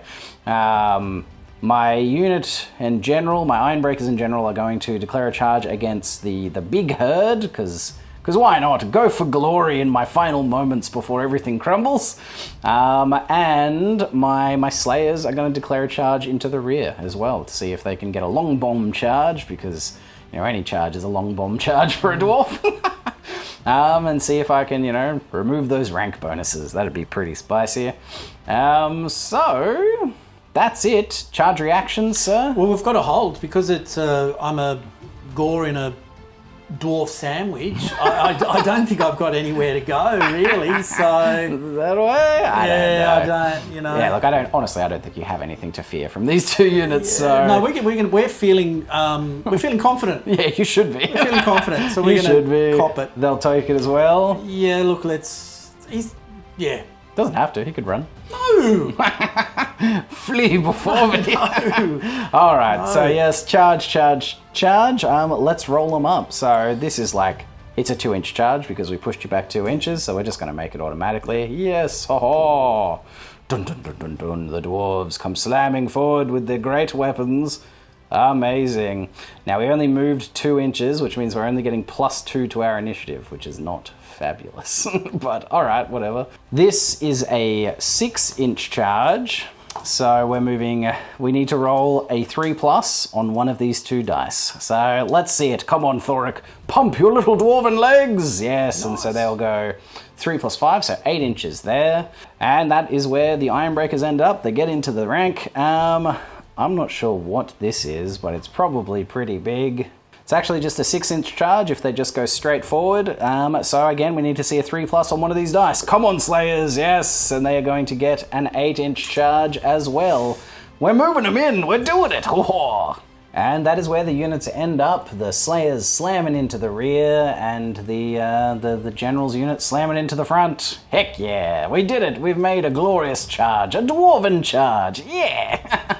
Now I did forget to rally fleeing troops. We'll just do that now. Leadership 9. Yeah, they're going to rally. Well done, boys. And they'll just reform to face the foes. And there they are, reformed, just looking out yonder. All right, that does bring us to the shooting phase. I've still got an organ gun, and I've still got some quarrelers. Quarrelers could, just shoot these silly dogs. That's something. Could maybe get them out of here, or I could shoot back into the razor gore. I don't really know why. I'm going to shoot the dogs, because spite. We'll put... Oh, then again, even if the dogs charge me, I'm going to get a round of shooting and then fight them in combat. Actually, I can't see past them. I'm going to shoot the dogs. I'm thinking I could just shoot over the top. That's not the way that works. I'm not on a hill. Oh. The veteran is going to shoot first, needing 3s to hit. Veteran. And then 4s for the rest. Looks like 4 hits. It's not that far below average. That's all right. And then 3s to kill. I kill 3 of them, sir. 3 dogs fall to the volley of the quarrelers. And 3 of them go down. That will be a panic check for those dogs. Leadership 6. How they feel? They're going to run. So they'll go directly away from me. 3d6. Yeah, I didn't think about that. Into the razor. I just thought about them being 6 away when they die, but no, it's actually the old flee through. Running around through them. Oh my god, these war beasts. If they just roll low, they'll fine. It'll be fine, right? It's probably enough. That looks like a 10. 10 inches back. Looks like they're probably going to go through the razor course. Silly dogs. Oh, silly dogs. Maybe dogs. And there's dead. Dead dogs. Dead Skirmishers. All right. All Razor right. Gore. So they have fled through the Razor Gores, which means the Razor Gores now need to do a panic check. Hilarious. Leadership 6 for the Razor Gores. Oh, they do it on a 6. Good Well on done. you, pig boys. Good work, piggers. Good work, little pumbas. All right, that's them done. And then we've got this big bad boy. Now, do I try and shred some of these? Do I try and shred a chariot with a BSB in it? Or do I try and flee these boys? So it'll be -1 to hit them because they're skirmishing. Lame. But they are at half range, so just be forced to hit. And I could just wipe that unit out, which would be pretty nice. Or I remove some attacks from these big boys. Yeah, I think that's probably more important. I'm going to shoot this. Oh, but then again, the chair. I can't kill the chariot in one turn. I'm going to shoot them. I'm doing it. I'm going to shoot the dragon ogres with this thing. All right, the first roll. Haw! Ooh, for 6. Very good. 6 plus. Nah, misfire. Lame. So 6 attacks at -1 to hit. So 5s because we are in short range. So 5s. Oh, okay. I'll just roll real good apparently. Strength 5, toughness 4. 4s, 3s, yeah. Yep, wounding on 3s. Need 6s for that armor bane. No 6s, so just -1, mate. 2 wounds at negative. Oh no, wait, sorry. 3 wounds at -1. At -1, so 4 up. Indeed, 3 4-ups. 2 wounds come through. 2 wounds. So one of them's on 1 wound remaining? They have 4 wounds? 4 wounds. One of them's on 2 wounds remaining. Bleh. Alright, well, that didn't do much. Maybe I should have shot at them. But it would have been 6s to hit them with my misfire. Anyway, whatever. We're back to another glorious combat phase, and I'll save the big one till last. Yeah. We're going to come down here. We're coming down here with the dwarves charging into the massive, massive Gorgonzola. The big cheesy milk boy. And so I'll get to strike first, I'm assuming. What's his initiative? Yeah, I'm initiative 4. Okay, so Yeah. he will strike at the same time as my dwarves with the great weapons. But my Thane will go first. Okay. So Thane Thorin is going to swing out, needing 3s to hit. He hits them all. And he's going to need 5s to wound because he's strength 5 and toughness 6. Toughness 6. 5s to wound. A single wound, sir, at AP 1. So no armor save. Just a 6-up regen. The 6-up regen. Very good. Which I do not save. Fabulous. It goes down to 3 wounds remaining. Yep. And then it'll be all my dwarf boys. Because yes, even though they're not in base contact, you know, the boys out here get supporting attacks, which means if they had multiple attacks, they still only get to throw 1 in, but they are just 1 attack. So lots of dwarves. All right, so 9 attacks coming from the dwarves and the dwarven veteran that leads them. Weapon skill 4 to weapon skill 4, big beef, needing 4s to hit. And I don't get any sweet rerolls to hit like some filthy beast. Oh my god, and I got 3 hits out of the 9. Ugh.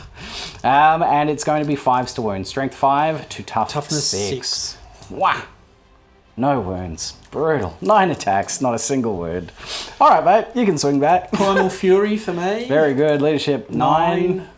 He's fine. Yep, he's fine. Okay, so I've only got 5 attacks. I've lost my frenzy. Fabulous, because you lost a round of combat. 5 attacks. Hitting on 4s. Do you have a champion? I do have a champion, and I have my Thane. Yeah, let's put 1 into your champion. All right. So let's just do the Yep, champion. the 1 into the champ.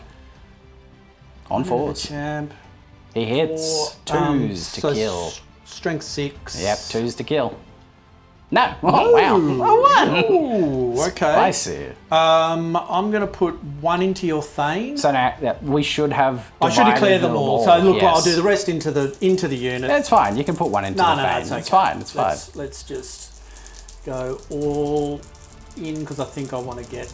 Combat res. I want to try and get the combat res. Yep. Getting. Rerolling 1s. Oh god, even he gets to reroll 1s. Primal That's Fury. disgusting. Yeah. That's a really good rule. 3 hits. Oh no, 1 hit. I think it's only 1. Yeah, it is 1 hit. 4. 4s to hit. 2s to kill. 2s to kill. Very good. He does kill a single dwarf. Yeah, not great. Thunder Stomps. Oh, Stomps, D3. D3 Stomps. For 2. 2s. Because strength 6.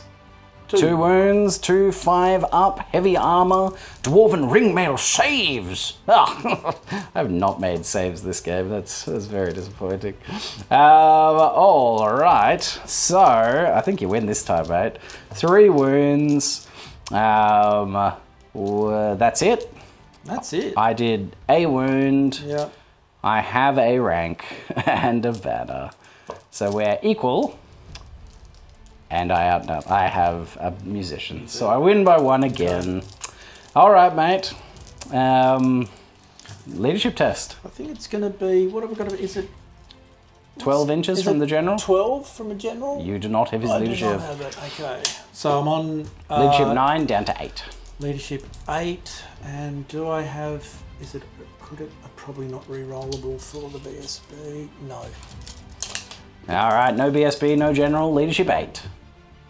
That's an 8. That's very good. So it is just the pushback. He's just going to give ground. He's going to give ground reluctantly, just 2 inches.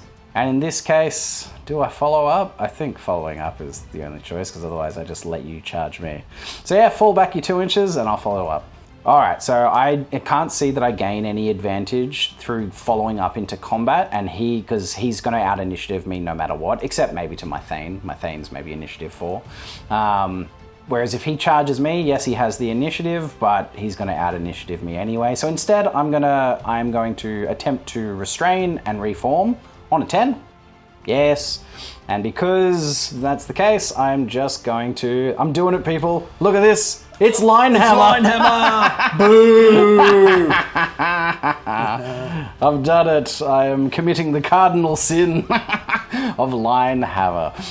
So I had 4 guys, which was still a rank, but all it's going to take for him to reduce that is to kill 1 guy. So at that point, having a non-rank, he's not going to be as good as having all of my boys ready to fight him. So we're going to restrain, reform like this, and we'll see how that goes. How dirty do you feel? Mate, to be fair, not very dirty. I don't either. I actually think that's... I mean, it's the only choice. Yeah. It's definitely, like, in this situation, I don't think it's, a bad part of the game, because I had a few dudes at the back, and instead they get to fight. Putting a 30-man in a line is where things start to get a little bit interesting, but that's not what we're doing. All right, and now we come here. We come here with the Slayers that have just been getting smashed by magical vortexes and filthy things, finally charging forward to find their doom and find, beast flesh to sink their axes in, and the Iron Breakers looking for a final glorious charge against the main man, the Beast Lord. They have done it. They've hit him in the rear. They've hit him in the front. And my general, King Thorek Stonesplitter, is going to bellow a dwarven Cuzzlid challenge. Do you accept, sir? Yes. Yes? We have to. Oh, David. What I'm not going to accept your challenge? Yes. I mean, well, are you accepting with the general? Of course I am. Yeah. This is what we do. That's with awesome, Rogue mate. Element Gaming. That's awesome. We fight. We don't fight with just a champion. We do sometimes. Ladies and gentlemen, sometimes we do. But this is nice. Yeah, a fight between the big boys. All right, let's do it, mate. So what's his initiative? He's initiative 6, I think, now with his, because he got his Gaze of the Gods upgrade for initiative. And no, hang on. I think that was only a 1 turn. It was. I think that was only a 1 turn. So I'd be initiative 5. So he's initiative 5? Yeah, I'm yes, pretty the sure Gaze of the Gods was a 1 turn. It was a 1 thing. turn, so that'd be gone. Indeed, sir. So I moved at least 3 inches to get in there, which puts my 4 up to a 7. So I'm initiative 7. So I will be striking first. So regardless, you're striking first. Now, what's your weapon skill? You did get a plus 1 I did get a buff, to so your I am weapon skill. skill 7. Weapon skill 7. I am also weapon skill 7, so that's going to be 4s to hit, which goes to 3s to hit with my plus 1, which goes back to 4s because your whole unit is -1 to hit. Yeah, which -1 to hit. Yeah, because of his slug skin. Slug skin. Yeah. It's a bit ridiculous that his slug skin confers to an entire unit of boys. Yeah. That's slimy all over. I don't know about these beasts, mate. They're feeling a little bit cheesy. But all right, that's fine. I'm just losing. So everything feels cheesy. It's going to be 4s to hit. So it would be 4s and then +1, -1 for your buff and my buff. Goes back to 4s to hit. Here we go. 4 attacks from King Thorek. Getting 1 hit. Oh, so sad. And then it's going to be 2s to wound because of my master rune of Scalp Black Hammer. I do get a wound, sir. You get a wound. A wound at -1 AP. -1. So I've got full plate with the shield, which is a 3-up. Which is a 3-up down to a 4-up. Indeed, 4-up to save, sir. You son of a gun.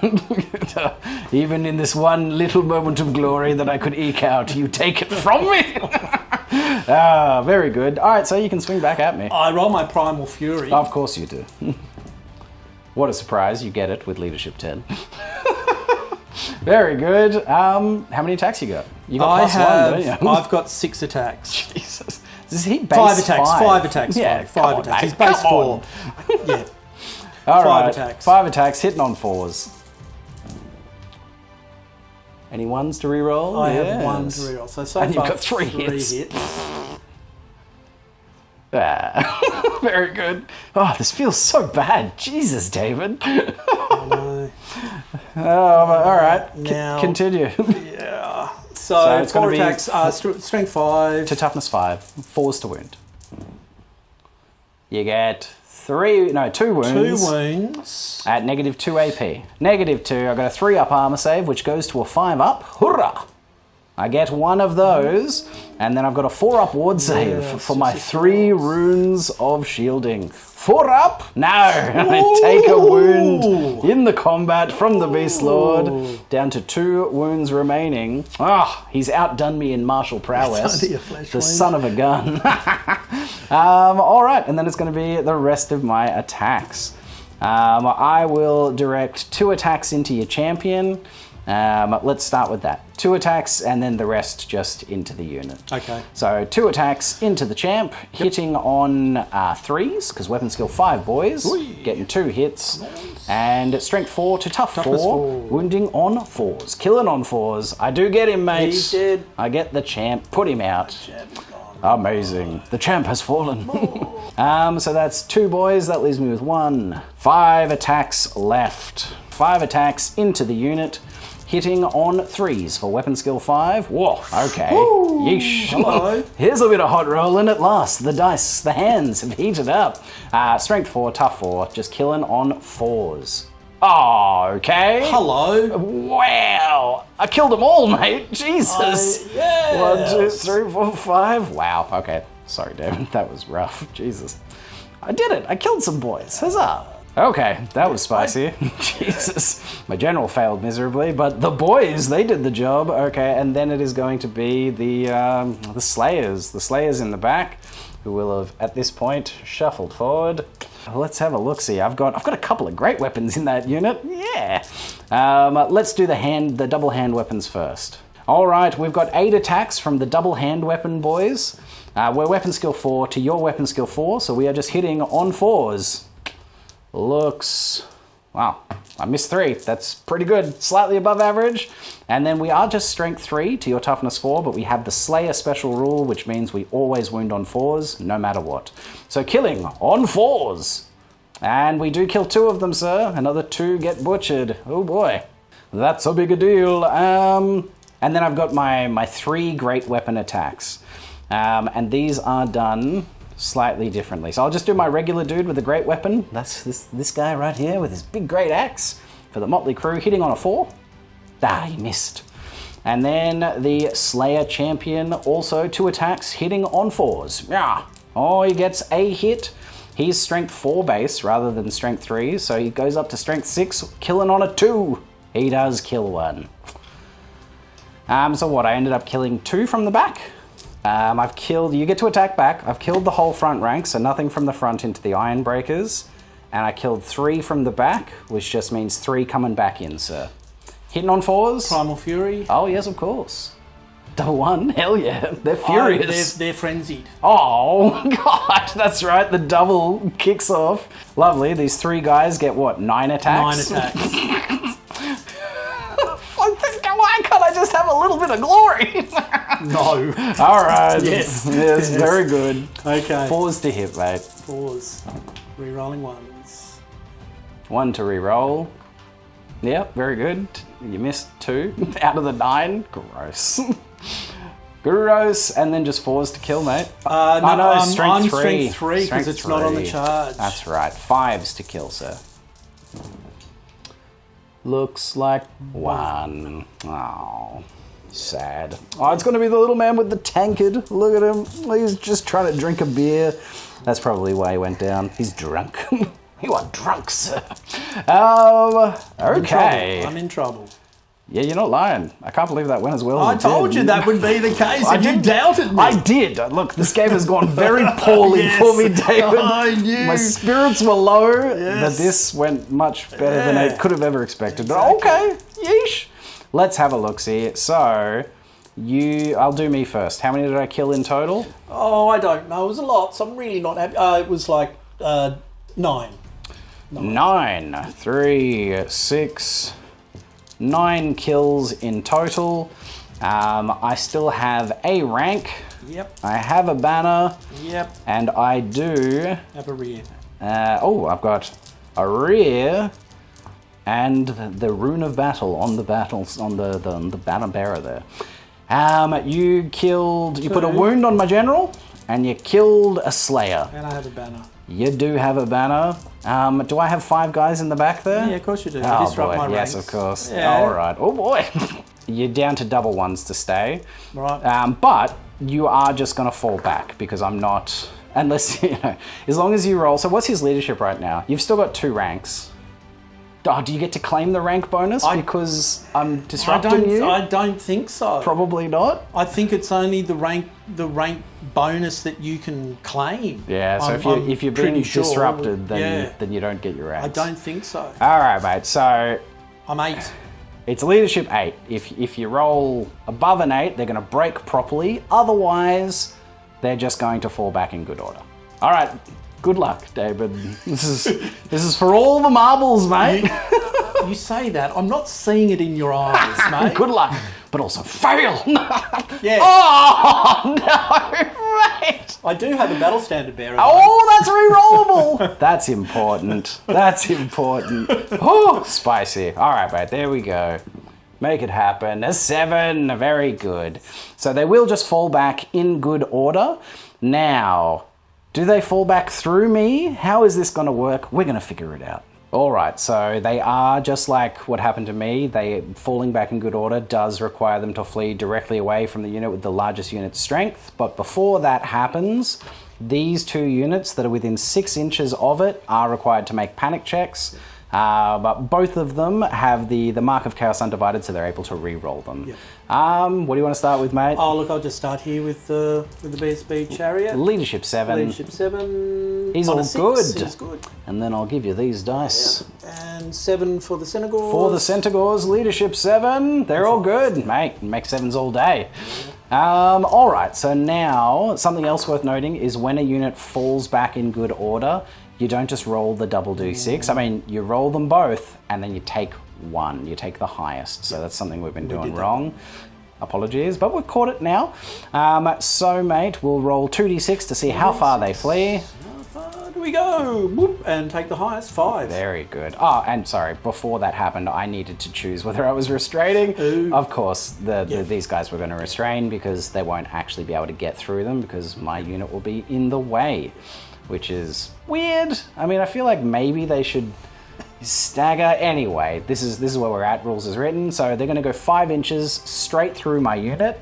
All of the units, all of the models in there, apart from these 3 on the side, are going to run through my units. So we got to do what was it? It's not dangerous terrain because it's something. Fleeing through enemy fleeing through enemies. There's a particular word for it, but yes, they all have to do a check to see if they get butchered as they flee through the Slayers. So, how many units we got there, mate? I don't know, there's lots. I think it's... So, 16 Gores and 1 Beast Lord. So, what do you want to start with?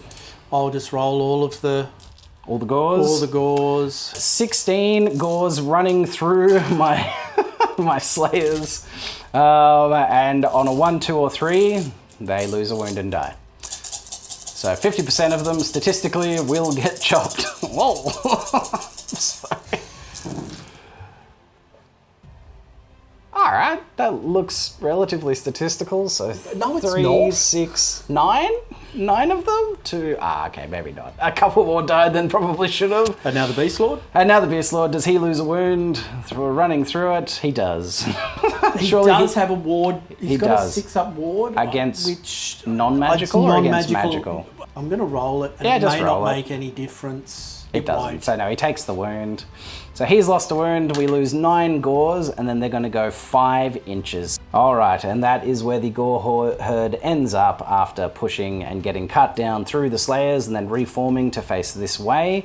We're doing things a little out of order here.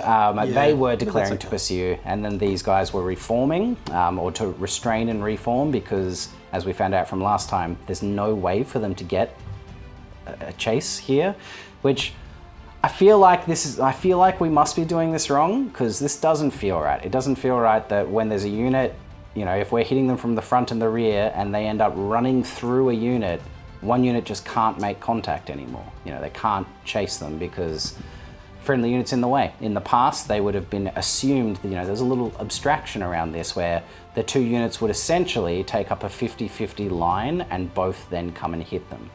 But in this edition, as far as we can read, the rules is written, I just hit the back and stop. So there's no way for me to get there, which it feels bad. You know, maybe it's like a charge where when 2 things are happening, it's happening simultaneously and they would go duk. But I think they would. I think in that situation they would. But why? What? It doesn't. Does it say that? Because is it like a simultaneous charge, a pursuit? Well, if you can make contact, it's a charge in a pursuit situation. So no, we've read through the pursuit rules again, and there is nothing in them that gives any leniency to be able to, you know, like wheel and open up space to allow other units to pursue in a different way. There's nothing about, you know, simultaneous pursuits to be able to get multiple units. The only thing that we can see is that they pivot, face directly towards them and charge. And if you contact a friendly unit while pursuit, you stop. That's it. So it does seem weird because it seems to be penalizing the victor of a combat where they've managed to hit them in the rear and the front, so that if they just fall back in good order, yes, they get gnarly chopped through, and we did lose half this unit through that, which is a mitigating factor, but there seems to be no way for both units to be able to continue in that combat. The one at the rear will make it, and this one will have to stop because its friends are there. Now look, if we are getting this wrong, if there's a part of the rules that, you know, tells us how this is supposed to work differently, please put it in the comments, because right now, I don't like this. You know, in the old 6th edition, we would split 50-50 and then we would come in. And if one unit made it, one unit would go in. If both did, they'd split so that they're both in. But I can't find that in the rules, so this is how we're doing it, guys. So, restrain roll for them. They do restrain, and I will get to reform them. All right, and I have reformed my iron breakers like this, expanding my frontage significantly. I had a rank, but I was about to get charged by a chariot that has first charge and would disrupt my ranks. So once again, the line hammer's coming out, and I don't like it because it's a tactic that's there to be used. It's not something I want to use really, but like, I've been put in a situation where it's like, I'm not going to have a rank no matter what, so why wouldn't I expand my frontage to get more attacks? I feel like this needs to be addressed. There needs to be a cap on how many supporting attacks from people that like aren't in base contact on the flanks should be able to put in. There should maybe be, I don't know, two on either side that aren't in base contact on the flanks. Might be something worth a house rule, but look, we're playing it rules as written right now, but... Because Linehammer, again, it was never something that I was like, that sounds lame, and as long as people don't play like that, it shouldn't be a problem. But I'm finding myself now having done it twice in a game because I'm like, there's no tactical reason to stay in, no rank or a rank bonus that's about to be negated, so... I don't know, man. Put it in the comments. Am I being cheesy? Is this not good? Is this what is wrong with this edition? I don't know. But I don't love it. So then I need to do my pursuit roll with the Slayers. They're only 1 inch away, so huzzah, they make it double 6. Very good. So bang, they go slamming into the front. Fabulous. Well done, boys. And yeah, maximizing. Do they get everybody in? So yes, they would all be in because I would be on a 25 just like you. Yep. So yes, they're corner to corner. Everybody's in. I think that's the turn, right? I think that's it, mate. I think that's it. All right. Wow, that was a big swing. I didn't see that coming out as well as it did. In the end, it didn't come out as well as it could have. They didn't break and get properly cut down. But a very interesting turn. A moment of glory for the dwarves. Love to get at least one. That's pretty cool. But that is it. That is the end of Dwarves Turn 4. Beastmen Brayherd's Turn 4. Start of turn shenanigans. We're doing something with that? We're getting rid of that. Fabulous. We're Gaze of Godding now. Oh, we're doing it again. We're seeing if we can invoke the sight of the gods. The Beast Lord. This thing is ridiculous. Give me a 1. Nah, he's got +1 initiative. +1 toughness. For the round? To the beginning of my next start of turn subphase. So your turn and my turn. He's got +1 toughness. Yep. Ridiculous. Yep. And I won't bother about the Bray Shaman. Okay, no problem. He doesn't want the eye of the gods upon him. No, he doesn't. Stop looking at me, guys. Yeah, he doesn't. He did. All right, so that's that done. Then it would be rally fleeing troops. Rally. So the dog doesn't rally. Yeah, so he's going to continue to flee. He's just going to run 9. 9 inches into the backfield. He'll just run 9 away. And then the rally on the other 2 dogs does not. Nah. So, and so they don't go straight towards the nearest table edge anymore. They keep running in the exact same direction. Okay, so that's a 9 on them. And these 2... We'll go a great deal. They'll go 14. Wow. All right, move them up, mate. And there they are, out in the distance, running back into the forests and the mountain passes. Lovely.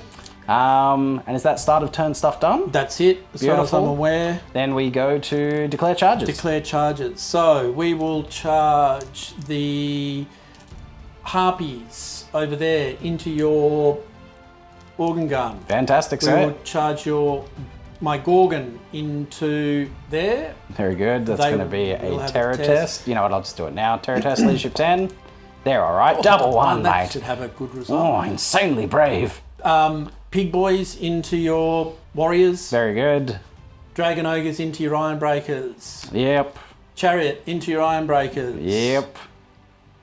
Cendagors into your iron breakers. Yes, expected. And that's it. Very good. All right, well, I'll hold with everything because no reason not to. Okay. Let's roll them up, mate. Where do you want to start? We'll just start with the, with those guys. Very good. 14-inch charge. So I'll do So what's their base move? 10, fly 10. So they've got 13 and then plus another D6 will be 14. So they are in. Lovely. So 16. I'll do that in a sec, but there they are up there. Bam. And then Gorgon. Gorgonzola. Yep, he's in no matter what. Lovely, in he goes. Bang. The pigs. They got swift stride. Excellent. So 7 plus 5 12 plus 5. So excellent. So 17. They're in for sure. You can just move them in. Yeah. Whoosh. In they go, slamming in. The pigs, they've found it. They found dwarf flesh at last. Yep, these guys. Rolling a 2d6. Getting 5 on top of their 7 is 12. So all of the inches. Swing. And boom, boom, boom. That.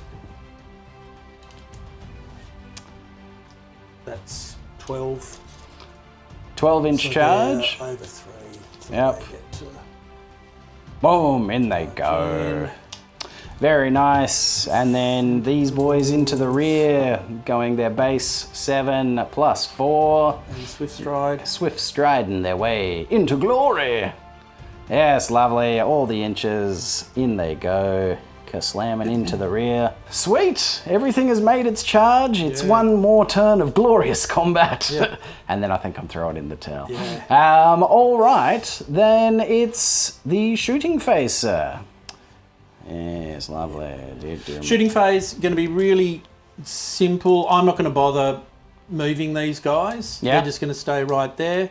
We are going to cast the Voltide at the only target they've got, which is those guys. Very good.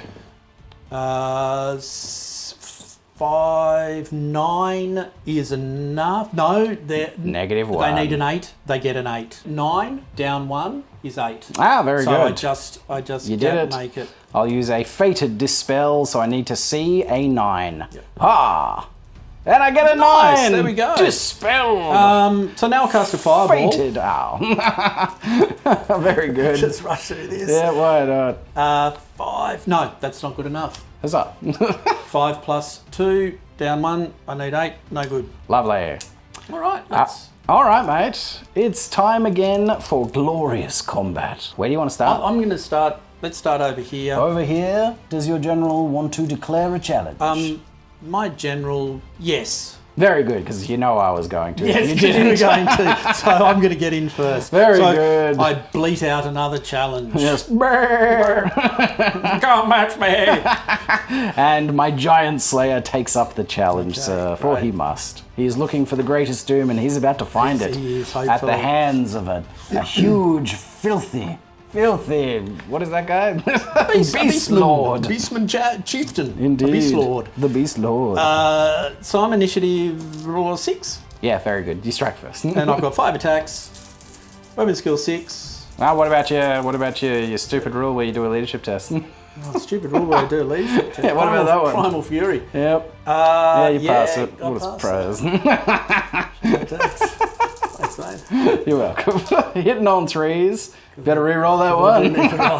Jesus. Very good. 3 hits by the looks. 3 hits. Yep, very nice. You are strength 5. I'm tough 4. Killing on 3s, mate. Yes, you do him at 3 times over. The beautiful slayer of giants finds a glorious doom at the hands of a beast lord. And his fellows in the halls of the afterlife will toast him and be like, oh yes, your honor's restored, lad. Hacked down. He got killed and then just like dismembered and chopped up by this furious beast lord. So he is worth 3. Oh, he's worth 2 extra. Yeah. Lovely. All right, sir. I'm initiative 3 on my gauze. Now, I count as charging. Yeah. And I went an extra inch. They're all initiative 3 base. Mm-hmm. So you're going first? Well, actually, are they all, or is it just him? You've got a great weapon. It might just be him that's initiative 3. All right, so Troll Slayers are just initiative 2. We did charge, consider to be charged an inch. We followed up into combat, charging. So these guys go up to initiative 3, you're initiative 3, we're fighting at the same time, but he with his great axe is initiative 2. So it's going to be 2, 4, 6 attacks from the regular Slayers. We're just doing it, at the same time. Hitting on 4s. Oh, they're so mad! Wow. Oh my goodness! Wow! And late game spiking. Indeed, killing on 4s. There we go, 1. We kill a goat. And then your goats get to attack, and then if anyone's left, he'll get to attack. Oh, stupid Primal. Yes, Primal Fury, yes, they get it. Very good. 3, 4, 6, 8. 8 attacks, hitting on 4s, sir. So he's got to attack the... It doesn't matter, they just get allocated to the majority. Yeah, because it's motley crew. Yep. Yeah. Looks like a bunch of hits so far. Very good. So you missed 2 out of the bunch. Oh, that reroll. It's so gross. And then 5s to wound though, my friend. 5s to kill. 2. Fives? Fives to kill. Yeah, your strength. Because I didn't charge, Yeah, of course. 2. Yeah, 2. 2, boom. Yeah. So he has to be killed because the command group is what is left. So he doesn't get to fight. Sad. All right, sir. Let's have a look-see. You did a total of 4 wounds. Yep. Oh no, 1, 2, 3, 4, 5 wounds. 5 wounds. You've still got a rank? It's either... Oh no, it's 5. I think it's 5 Yeah. for a warband. Yeah. Or the infantry, whatever it is. Indeed. Heavy infantry is 4. Heavy infantry's 4, yeah. So yeah, so you did 5 wounds and you've got a banner. I did 1 wound and have a banner. We are unbreakable, so we just stay there. Yeah.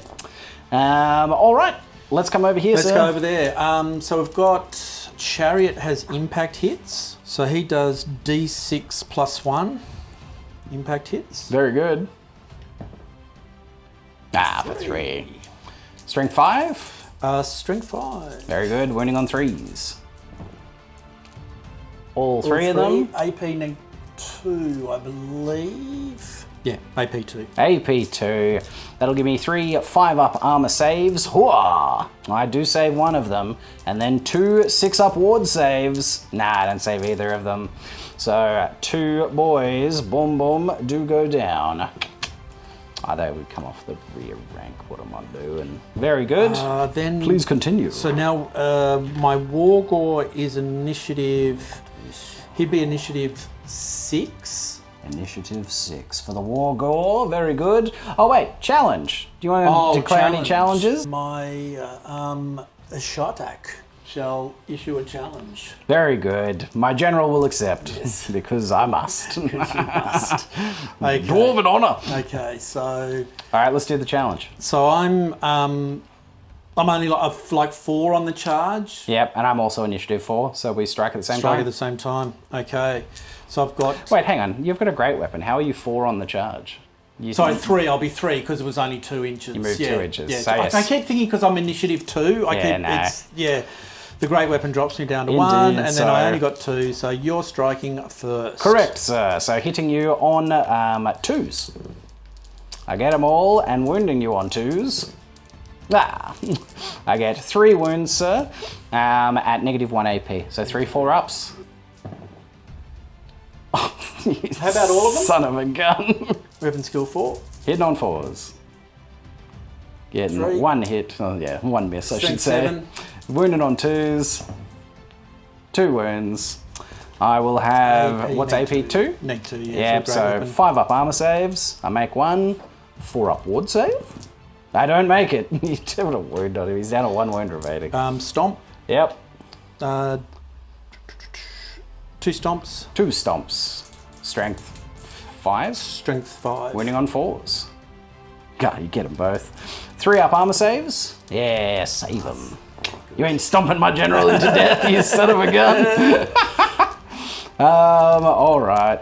I'm seeing that AP is necessary. I was tossing up giving him the +1 to hit or +1 AP. AP would have been better. But there we go. Lessons learned. Okay. All right, you can go with everything else, sir. So you can still go with your Wargore next. Okay, Wargore, because he's initiative 6, so my Wargore has 3 attacks, weapon skill 5. Yes. Hitting on 4s. 2 hits. Strength 4. Strength 4. Wounding on 4s. 1 wound. AP neg 1 for the biting blade. The biting blade. A 4-up armor save. No. And then a 6-up ward save. Come on. No. God. I've rolled so bad on my saves this game. It's been oppressive. All right, so continuing. So Do you want to just continue with the rest of the chariot? You know, the Tuskors and whatnot. Yep. So Tuskors, two Tuskors. Well, in initiative order. Bestigor crew. Bestigor. Weapon skill 4. Very good. Misses. Gore crew. Weapon skill 4. It's not an Ungor? It's actually a gore. What? They've changed it to a gore. It was an ungore in old editions, Very but now good. it's a gore. Apparently it's a gore. Very good. A hit. So that's a hit with a cavalry spear. So strength 4, winning on 4s. 9. The Tuskors, 2 Tuskors. Now they've got weapon skill 3. hitting on 4s. 1 hit. Strength. 4. Wounded on 4s. No wound. Okay, that's it for the Chariot. Very good. The rest of the Dragon Ogres. And the Dragon Ogre. So that's 9. Hitting on 4s. Oh, jeez. Yeah, okay. That's 4. Yeah. Yep, very good. 4 of the 9. Winning on 2s, indeed. Yep, all of them. How many are we looking at? 4? 4 at neg 2. At neg 2, these will be 4 5-up armor saves, because 3 up, -2. Hurrah! At last! At last! I did some saves! Amazing! And then a 6-up ward? No. So you do kill 1, mate. Boom. And then stomps. Do your stomps. They're at initiative 1. Yeah, I know, but let's just do it. Who You want to do cares? it, all right? Yeah, just do it. Doesn't matter. Everything's fighting before me. It doesn't matter. Wounding on 4s. Wow. You want a little spike of your own there, my friend? Yeah, true. What is that? 5? 5, yeah. 5 3-up armor saves. I save all but 1 and 6-up ward? No. Another man does fall. Blah. All right. Cav. Oh, the Cav. It never ends. Indeed. Okay. Oh, I see why that mattered, because I would have gotten to attack before that at initiative 1. That's what I was saying. my Yeah, bad. exactly. Yeah, no, that makes a Yeah, lot of sense. yeah. Sorry, mate. I'll put them away, but they're going to be dead. So 5. Yes, 5 attacks from these guys on No, 4s. yeah, it is 5. Because the champion. The champ. Weapon skill 4. Yep, on 4s to hit. Very good. It's a good thing we haven't rolled Primal Fury, because none of your misses have been ones. No, exactly. Strength 5 on the charge means 3s to wound. So 3 that wounds. was a 3. Yeah. So AP. Neg 1. Neg 1, that will be 4-up armor saves. I make none of them. And then 6-up wards, I make none of them. There we go. These 2 guys that I put back got removed, plus 1 more. All right. So those 3 that you killed were from the rear rank. Yep. Just then. And otherwise, you killed 2? Is that right? I did. Yeah, I did. made a lot of saves. I did hardly anything with. That can't be right. Maybe one of them else came up. I'm going to say that one as well. So 3 from the rear, 3 from the front.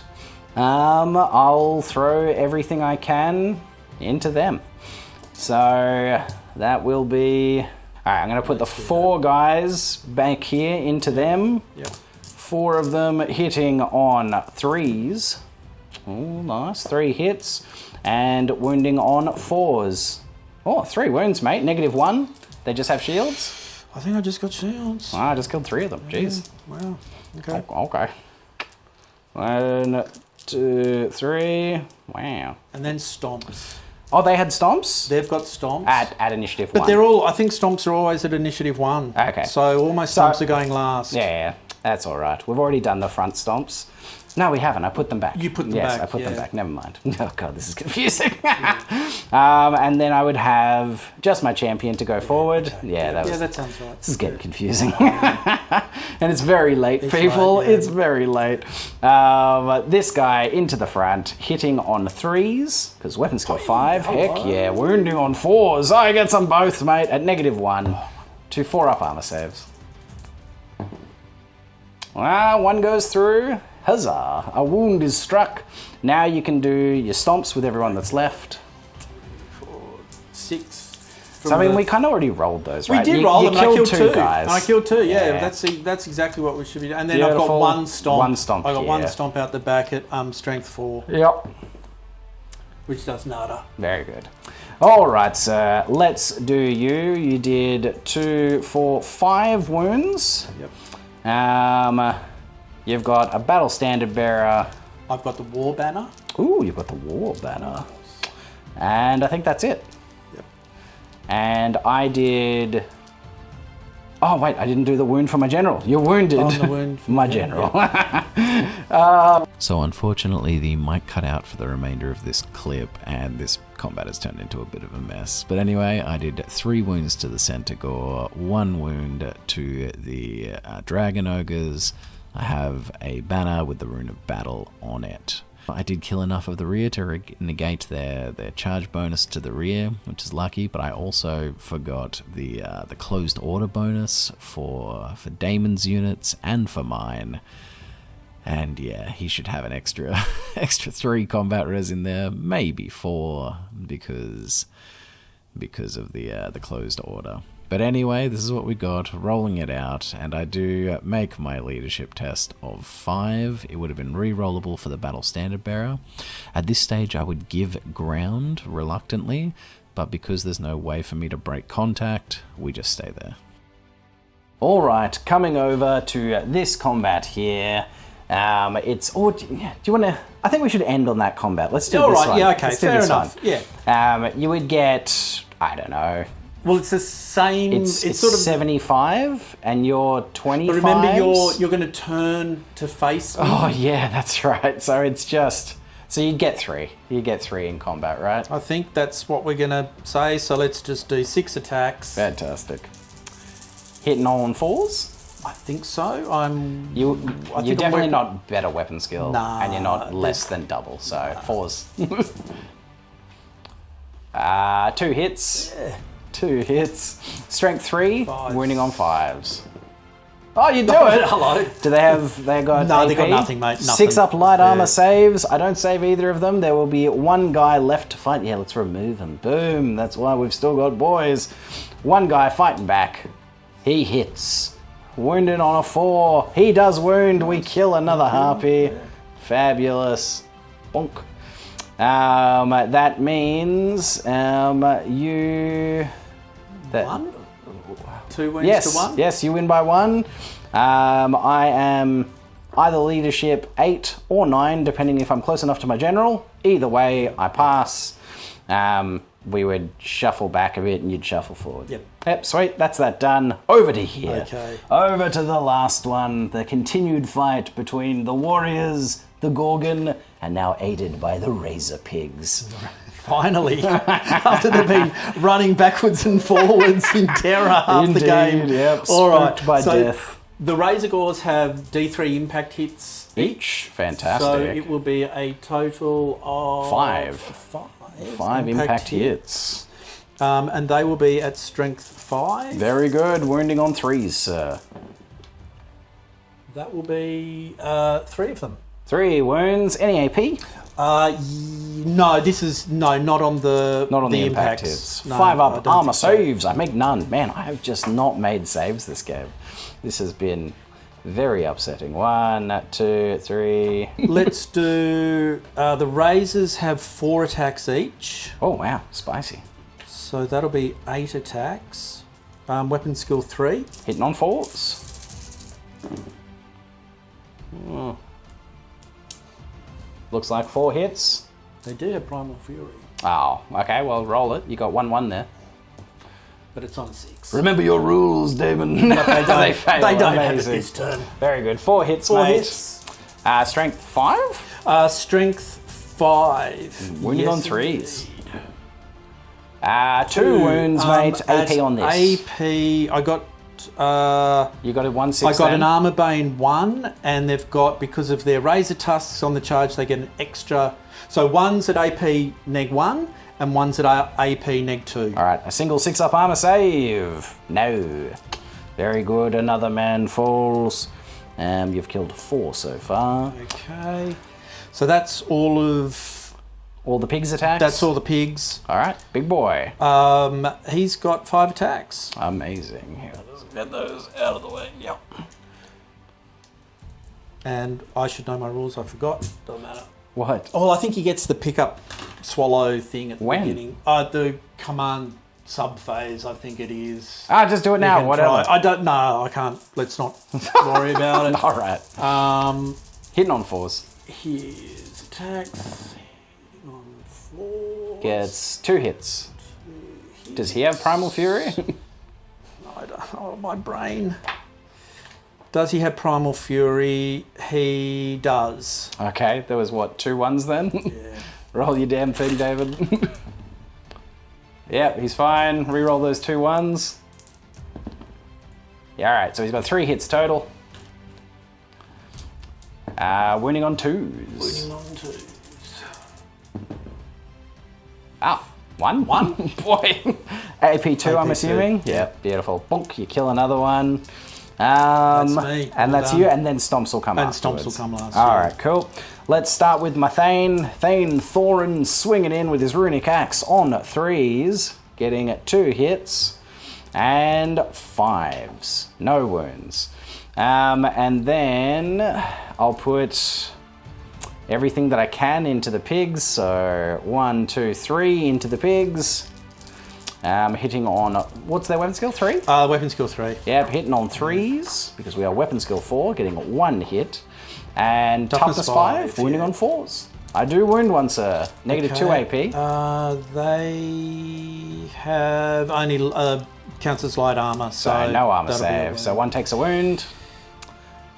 Excellent. And then I will have to put 1, 2, 3, 4. Does the 5 that you've lost from the front count? They were all in the front, weren't they? So attacks back. So they were all in a line. Oh, this is you in your line hammer. Yeah. Of course. Yeah, of so course. everyone Line just hammer. attacks Line hammer. Go for it. Yes. Go, Yeah, go. sorry. Sorry, mate. It's everyone's just there. Yeah. 5 remaining dwarves into the Gorgoni. Gorgon on 3s. Very good. Getting 3 hits and 5s. Give me some wounds, for God's sake. 1 wound, sir. Negative 2. So there'll be 6 regen. Indeed. Now he takes a wound. What's he down to? What did I He's get down him to? to 2. Amazing. All right, mate. So you did 5 wounds. Oh no, stomps. Stomp. D3 stomps from the Gorgon. From the Gorgon. 3 of them. Lovely. Wounding on 2s.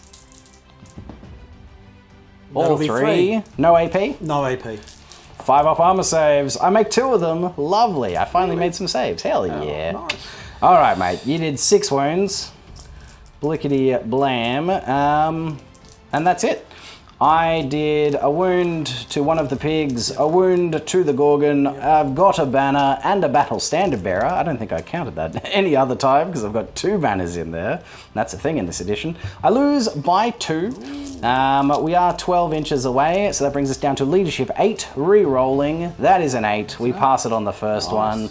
So we would lose, we would be forced back 2 inches, and you would choose whether you wanted to follow up or not. Yeah, look, I would follow up. Yeah, because otherwise I would get to charge get to next charge. turn. So, yep. You would follow up back into combat, locking me in. Blam, and that is it. You know, yes, we could continue. This fight would play out in one way or another. Eventually, he butchers them on my turn and then would charge me in the flank.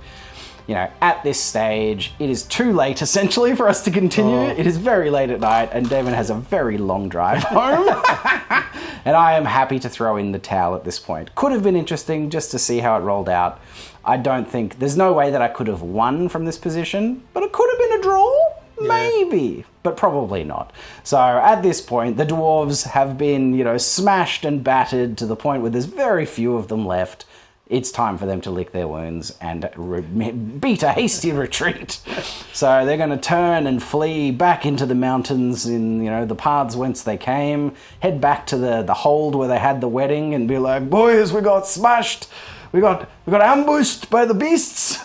And they'll rally some forces and come back out to try and beat their way back. So, you know, next game will be trying to get back to Karak Hirn, potentially, or there'll be a different narrative. But there it is.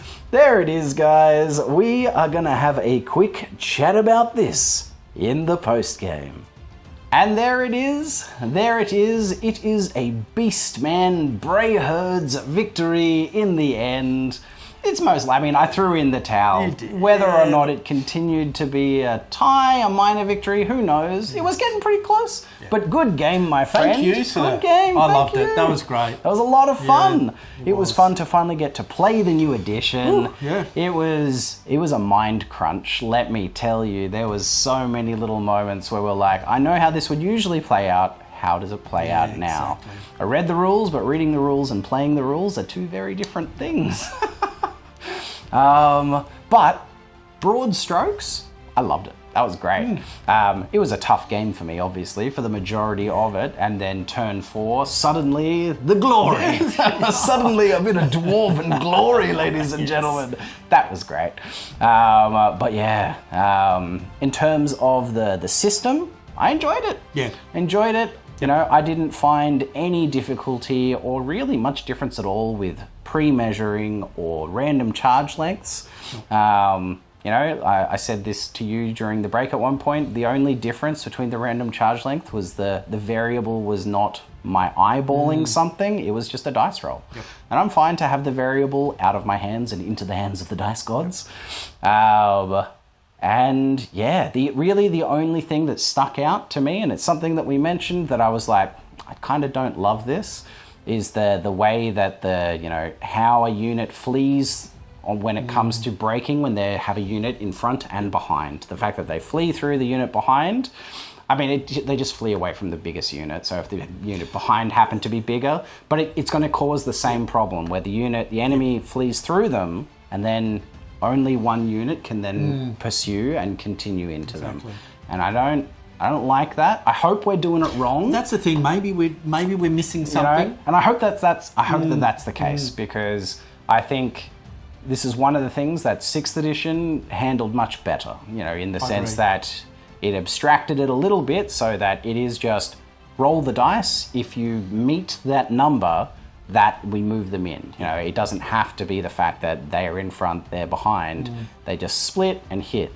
So hopefully there's something like that in there, or it's just going to be something I'm going to have to get used to. But it does feel strange that it seems to, you know, kneecap the victor for getting into a good position where you're hitting them in the front and the rear. That feels weird. The only thing, the losing of the fleeing through the enemy units and losing things was the slight balance. But as you're still saying, not getting that follow-up with your big frontal unit that's smashed and has broken this unit does seem a bit...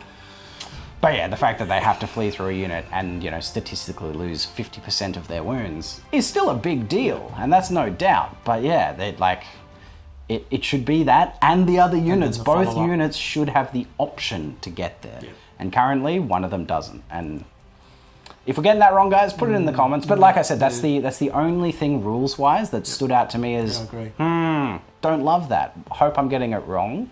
Everything else was great. Really enjoyed it. Loved the cleanup of the way that things flee in terms of, you know, when they're panicking, what they're panicking from, and the direction that they're fleeing. That made much more sense. Oh, I loved that. It's one of my big beefs of 6th edition. So that was great. All the fighting was good. Felt like a Warhammer game of swinging out dice and killing things. Was awesome. I did still enjoy the not all or nothing, the pushback mechanic and the fallback in good order. Yep. Definitely adds layers of complexity, and does mean that, you need someone to fail their unmodified break test. Yep. You know, they need to fail it for you to get that proper opportunity to cut them down. We saw big units coming into effect in this, you know, the leadership 10 Beast Lord with the warband feels bad. Let's be honest. I thought it felt great. I thought you did. Being on the receiving end of it feels bad. Feels bad, man. Beasts feel like they're in a really good place in terms of power. They feel strong. Yeah, I enjoyed it. They've got a lot of good, you know, combat efficiency. Their special rules really, you know, push them forward and in no way hinder them. In combat, which is, you know, it's their whole shtick. That's the thing. You know, the magic, I felt like I had a good magic phase against dwarves, which in 6th edition I never felt confident at all in my magic phase. Indeed. Whereas this I felt... To be fair, you never once brought a wizard lord in 6th edition. No, but not I had once. two level 2s. 2 level 2s. That's not how you play magic in 6th edition, mate. It's not. No, so you never played. I didn't magic. go in heavy magic. You never played a magic absolutely list. True. But in this edition, you get to do both, right? You get to have your fighty, gnarly general with the good leadership and a level 4 wizard. Caster. Which is... I'm on the fence with how I feel about that, to be honest. There's something to be said for not getting to have everything, you know, having to pick and choose one or the other. There's something to be said for that. But at the same time, it's nice to be able to play with your toys. It's nice to be able to have a wizard and a general. That's a cool thing to do. But it also does just mean everyone's always going to have a wizard and a general. So instead of it being a choice, it's just, no, you have both. There is no other choice. So, I found dwarf, you know, magic resistance to be pretty lackluster. You know, I brought my version of a wizard lord. I brought a rune lord, being like, well, I need to do something, and he did not shine like a wizard, another wizard lord could. You know, particularly because with dwarves, just having him out and about like a normal wizard skirmishing or whatever is not going to work. You need to put him in a unit of warriors. Otherwise, he's just not doing anything out and about. And it was hard for me to keep you within my wizardly dispel range. To be fair, I messed up first turn and just didn't move. I played the classic dwarf first turn, and shame on me. So. It's positioning now with your wizards. It's really important. They're which facing, is cool, and they're positioning. Yeah, I like that. Yeah, that's really cool. Yep. I would have liked to have seen, you know, we talked about this a little bit, maybe a little bit 1 point level more of magic resistance across the board with dwarves, because a -1 is not going to do much as soon as someone brings a level 4. You bring a level 4, a -1 to that isn't putting much of a dent in their dice rolls. No. So, means that I have to have magic resistance and I have to keep them close. The only way I can get I can't even get a level 4. I can get a level 3 with the Anvil of Doom. So, expect an Anvil of Doom to come into my collection sometime soon. But again, even that's a static piece. It can't move. That's it. Can't move. It'll have a 24-inch radius, but all you then have to do is stay away from it. Stay out of it. So I'm not sure what the answers are from the dwarves yet. We do have the only auto dispel rune, you know, the rune of spell breaking. We get an auto dispel, so maybe it's a couple of low level, you know, rune caddies just dispelling, but I never loved dispel scrolls, right? It was always a bit of a kind of crappy part of the game, was just like, no magic, I've got a scroll, ha ha ha. But it seems like that might be dwarves' only shtick. And look, that's one of the things I liked that I saw when I saw the dispel scroll. I went, it's not an auto. Dispel. It's just an add. I think 2 to your roll. Dispel roll. You know, there's no exactly. auto. It adds dice. But the dwarves still have one. I mean, and that makes sense thematically for them, but still, it kind of feels crap. But after playing this game, there's no way I'm not bringing one next time. You know what I mean? Because I got slapped by the hand of magic this game, like pretty brutally.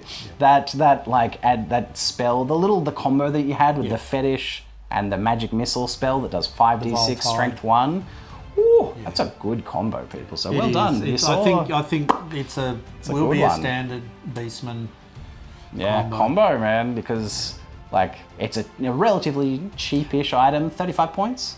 35 points? I think it was 30 points for the fetish. For the fetish, and then you always get to choose that with the bile tide. It's a signature spell. So that's Beast signature spell. That's a bloody good combo, and it feels bad. So and as you said, you think, it's only strength 1. Strength 1. What's that going to do?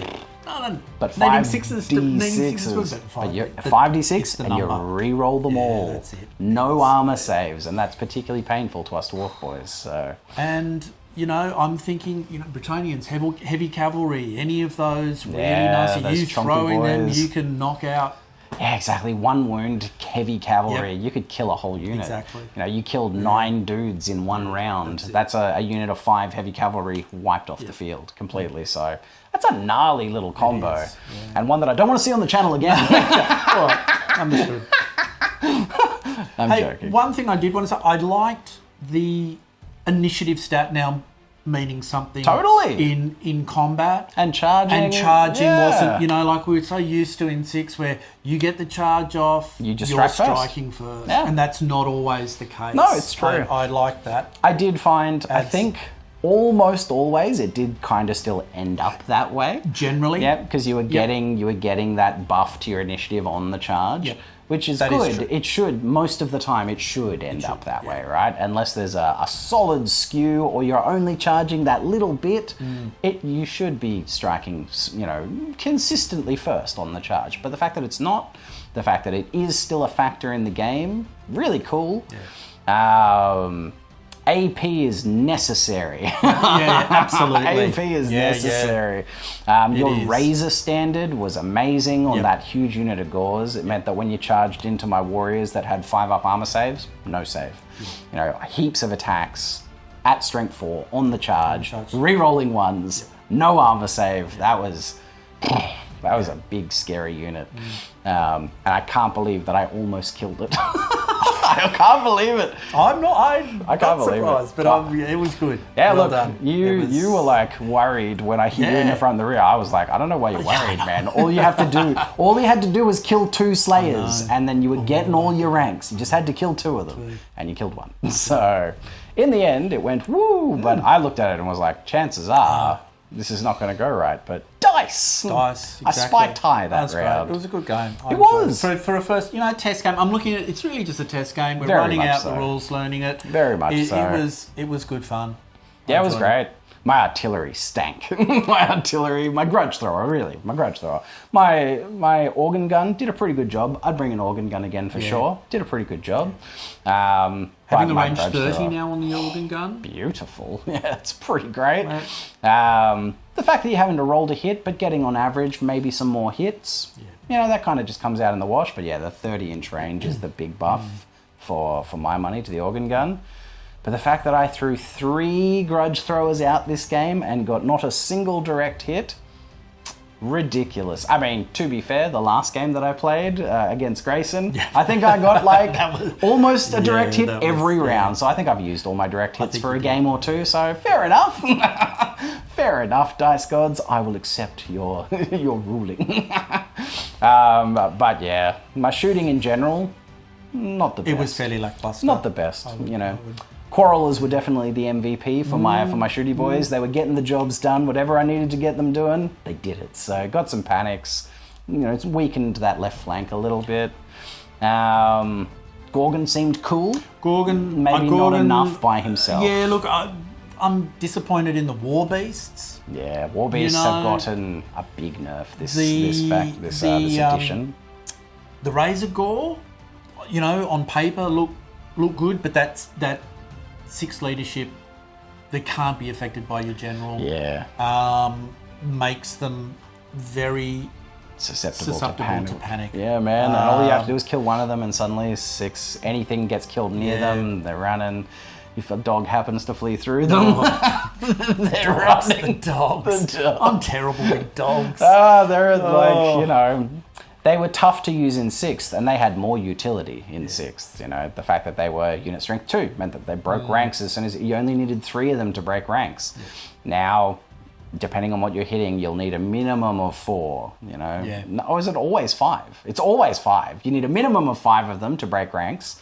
And if you're hitting heavy infantry, you need freaking 10. So yeah, I'm not sure. War Beasts are in a weird position without the inspiring presence and with their low unit strength. So it is. But look, a great game, a fun game, an interesting game. That was cool. It was cool. As I said to you, there was more I liked about it than what I disliked. So, Agreed. So far, it's 2 thumbs up for the old world. Heck yeah, and 2 thumbs down for the Beasts of Chaos. Not really, no. They feel strong. They feel strong, man. Yeah, they are. And Dwarves don't feel strong, I'll be honest. They feel less good than they were before. And that's all right, but it's not like, some factions have risen and some factions have dropped.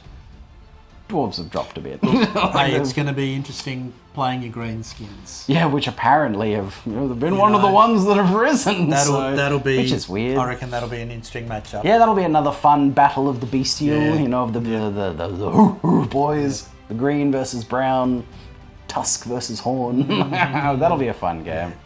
But I'm still going to play my dwarves, man. I love my dwarves, but I need to figure them out a little bit in this new tinker edition. with the list a bit. See what's happening. It's lots of learnings coming from this, I think. Bloody oath. Yeah. Bloody oath. But there it is, guys. There it is. I hope you enjoyed the game. If you did, and you're still here, and you're not subscribed, consider subscribing. All it's going to do is put more of my videos in your channel when I upload them. And if you've gotten this far, I'm sure you want that. Expect some more Old World coming as well. I'm definitely going to be playing more Old World. Plus, I'm still going to play some 6th edition. I still love 6th, and I still have people that are keen to play it. And so I'm going to do it. Yeah, that was one of them. To be honest, for the next little bit, I'm probably going to just put out some Old World videos, mainly so I can just get a good grip on the rules. If I start immediately jumping back to 6 after this game, I'm going to be relearning everything all over again. So the next few battle reports are going to be the Old World, guys, because I just need to get a grip of the rules, and also just get a larger pool of games under my belt to properly get a good idea of how I feel about the edition and factions and all that stuff. So expect some more Old World on the way. If you're already subscribed, smash a like on the video for me, guys. Hell, if you're not subscribed, smash a like on the video. It just helps with the reach of the video and the channel. If you want to support us, think about becoming a channel member. It is the members that are allowing me to continue to grow this channel with all the things, lights, camera, action. Follow me on Facebook and Instagram. Links in the description. But until next time, I'm Stos. This is Damon. Happy wargaming. And be good to your mother.